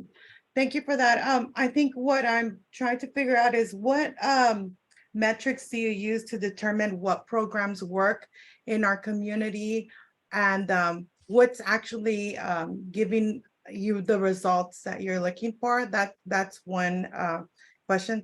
And then the other question, I know that Beverly was speaking on this earlier, a lot of information about Plug in America and all of the other websites. I was not able to take notes. So if someone could send me that information, that would be great. I really just want to know how we, as CBOs, how we could get a better idea of what programs work for you. How do you determine that? I guess that in the simplest terms, it really does vary by community type. In terms of specific metrics, do you have something to add to that, Sam, or other types of activities that we're doing to evaluate these efforts? Yeah, one clarification. Are you asking about metrics for the planning and capacity building and technical assistance efforts that we're trying, or the actual mobility projects that we're getting launched in communities, or both? Both would be great. So speaking for CMO, since we don't have a competitive solicitation out right now, the administrator team does work with the communities. They do surveys with the communities to understand what types of outreach and technical assistance that they're providing, what's working, what isn't working, the avenues in which the technical assistance is being provided, such as one-on-one meetings. We have monthly meetings in the Clean Mobility Equity Alliance, which Tab mentioned before lunch, where all of our grantees have the opportunity to come together and share lessons learned. Regarding the mobility projects themselves, each of the grantees we do incorporate surveys into those programs, and so they survey the residents on the operation or the mobility options themselves, whether they like them or not, if something's wrong or something's right, the cost of it, is it too high, is it too low? I don't know if the law say it's too low. So we do look at it from that perspective too. And the grantees, who are either community-based organizations or local government agencies, also try to get that information too. They feed that back into us, and then if we need to make any policy adjustments in our programs, that's where we would do that during this funding plan process. So metrics is, it's a little bit easier for the vehicle purchasing incentives. It's a little bit more murky. The waters are a little more murky for mobility, but we're trying to figure out what the best metrics are so that we can come back to you and say, hey, we did get $60 million, and here's what we think we would like to fund through this funding plan process. That's great. Thank and I'll you. add. Go ahead, sorry. No, I just wanted to add that I think it's important to note that we're not actively seeking specific project types or promoting one over the other. It's really based on the community context and what's necessary to fill transportation gaps for that specific community. For planning and capacity building, and as well as mobility projects, we have third-party evaluations that are currently underway. For the planning capacity building side, we have the Othering and Belonging Institute, who's also supporting from our first step solicitation, the planning capacity building projects by providing technical assistance, but they're also looking generally at that approach to community transportation needs assessments that we've been promoting and figure out like, is this the best approach and how to improve that approach and make this funding more accessible to communities and make sure that these planning efforts are resulting in projects that truly meet community needs. So that's, I think that's one effort that's helping us better answer some of those questions. And we should have some results from that at the end of this year, and some information that comes even sooner to the Othering and Belonging Institute, as I mentioned, is conducting an assessment or an evaluation that's inclusive of those that are involved in the process and community residents alike to make sure that their sentiments and their thoughts on the process is being captured in their evaluation. Thank you. That's a lot of good information. Violet, Sam, Tabitha, thank you for even considering coming out to our community, because it's one thing, again, to give people websites and links and all that good stuff, but it's so different when you're face to face with a potential EV buyer, owner, whatever it may be. So thank you for this time, and I really appreciate it. You're very welcome. Thank you for participating today.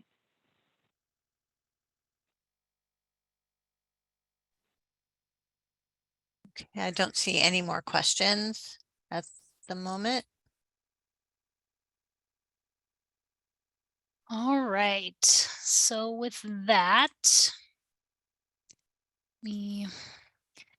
so again, thank you all for your great questions and feedback. So we're gonna kind of go over some next steps to wrap today's meeting up. So first, again, I want to thank you all for joining us today. I know it was a long day, and sticking around to provide your thoughtful comments and feedback to help us shape our programs and policies. And again, we're grateful for your continued participation. So now that we've discussed each of today's topics, we wanted to share this slide again to get folks thinking about if these proposed allocations still make sense. But even though we're at the end of today's agenda, we will be having additional meetings on the development of these programs as a part of the fiscal year 2023-24 funding plan to get additional feedback.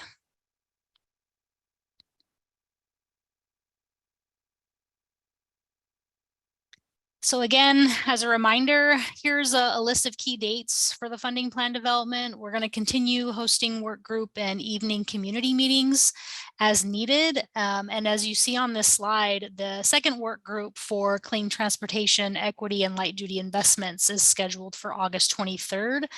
But I will note before that, we are having an evening community meeting on the evening of August 15th. And so that evening community meeting will be focused kind of on a condensed version of what we presented today. So we encourage folks to come back, and if there's anything they missed or if there was a comment they wanted to provide but didn't get a chance to, there will be additional opportunities during that meeting and beyond. So beyond that, in mid-August, staff's gonna release the draft funding plan that will contain staff's preliminary recommendations that will ultimately be discussed in detail at the August 31st funding plan workshop. And again, in October, we'll release the proposed funding plan, which opens up the formal public comment docket that's available for folks to submit written comments on the funding plan prior to us taking it to the board. And then again, in November, the board will consider the funding plan. And in December, project implementation begins. And lastly, we encourage everyone to reach out to CARB staff at any time. And, if you would like to meet with us one-on-one, we encourage you to reach out. We can get something set up. In addition to that, we do encourage folks to sign up for our Gov delivery system to stay up to date on project development and implementation activities. And for your convenience, we've included our team email as well as a link to sign up for our Gov delivery emails. And thank you again, everyone, for joining us today.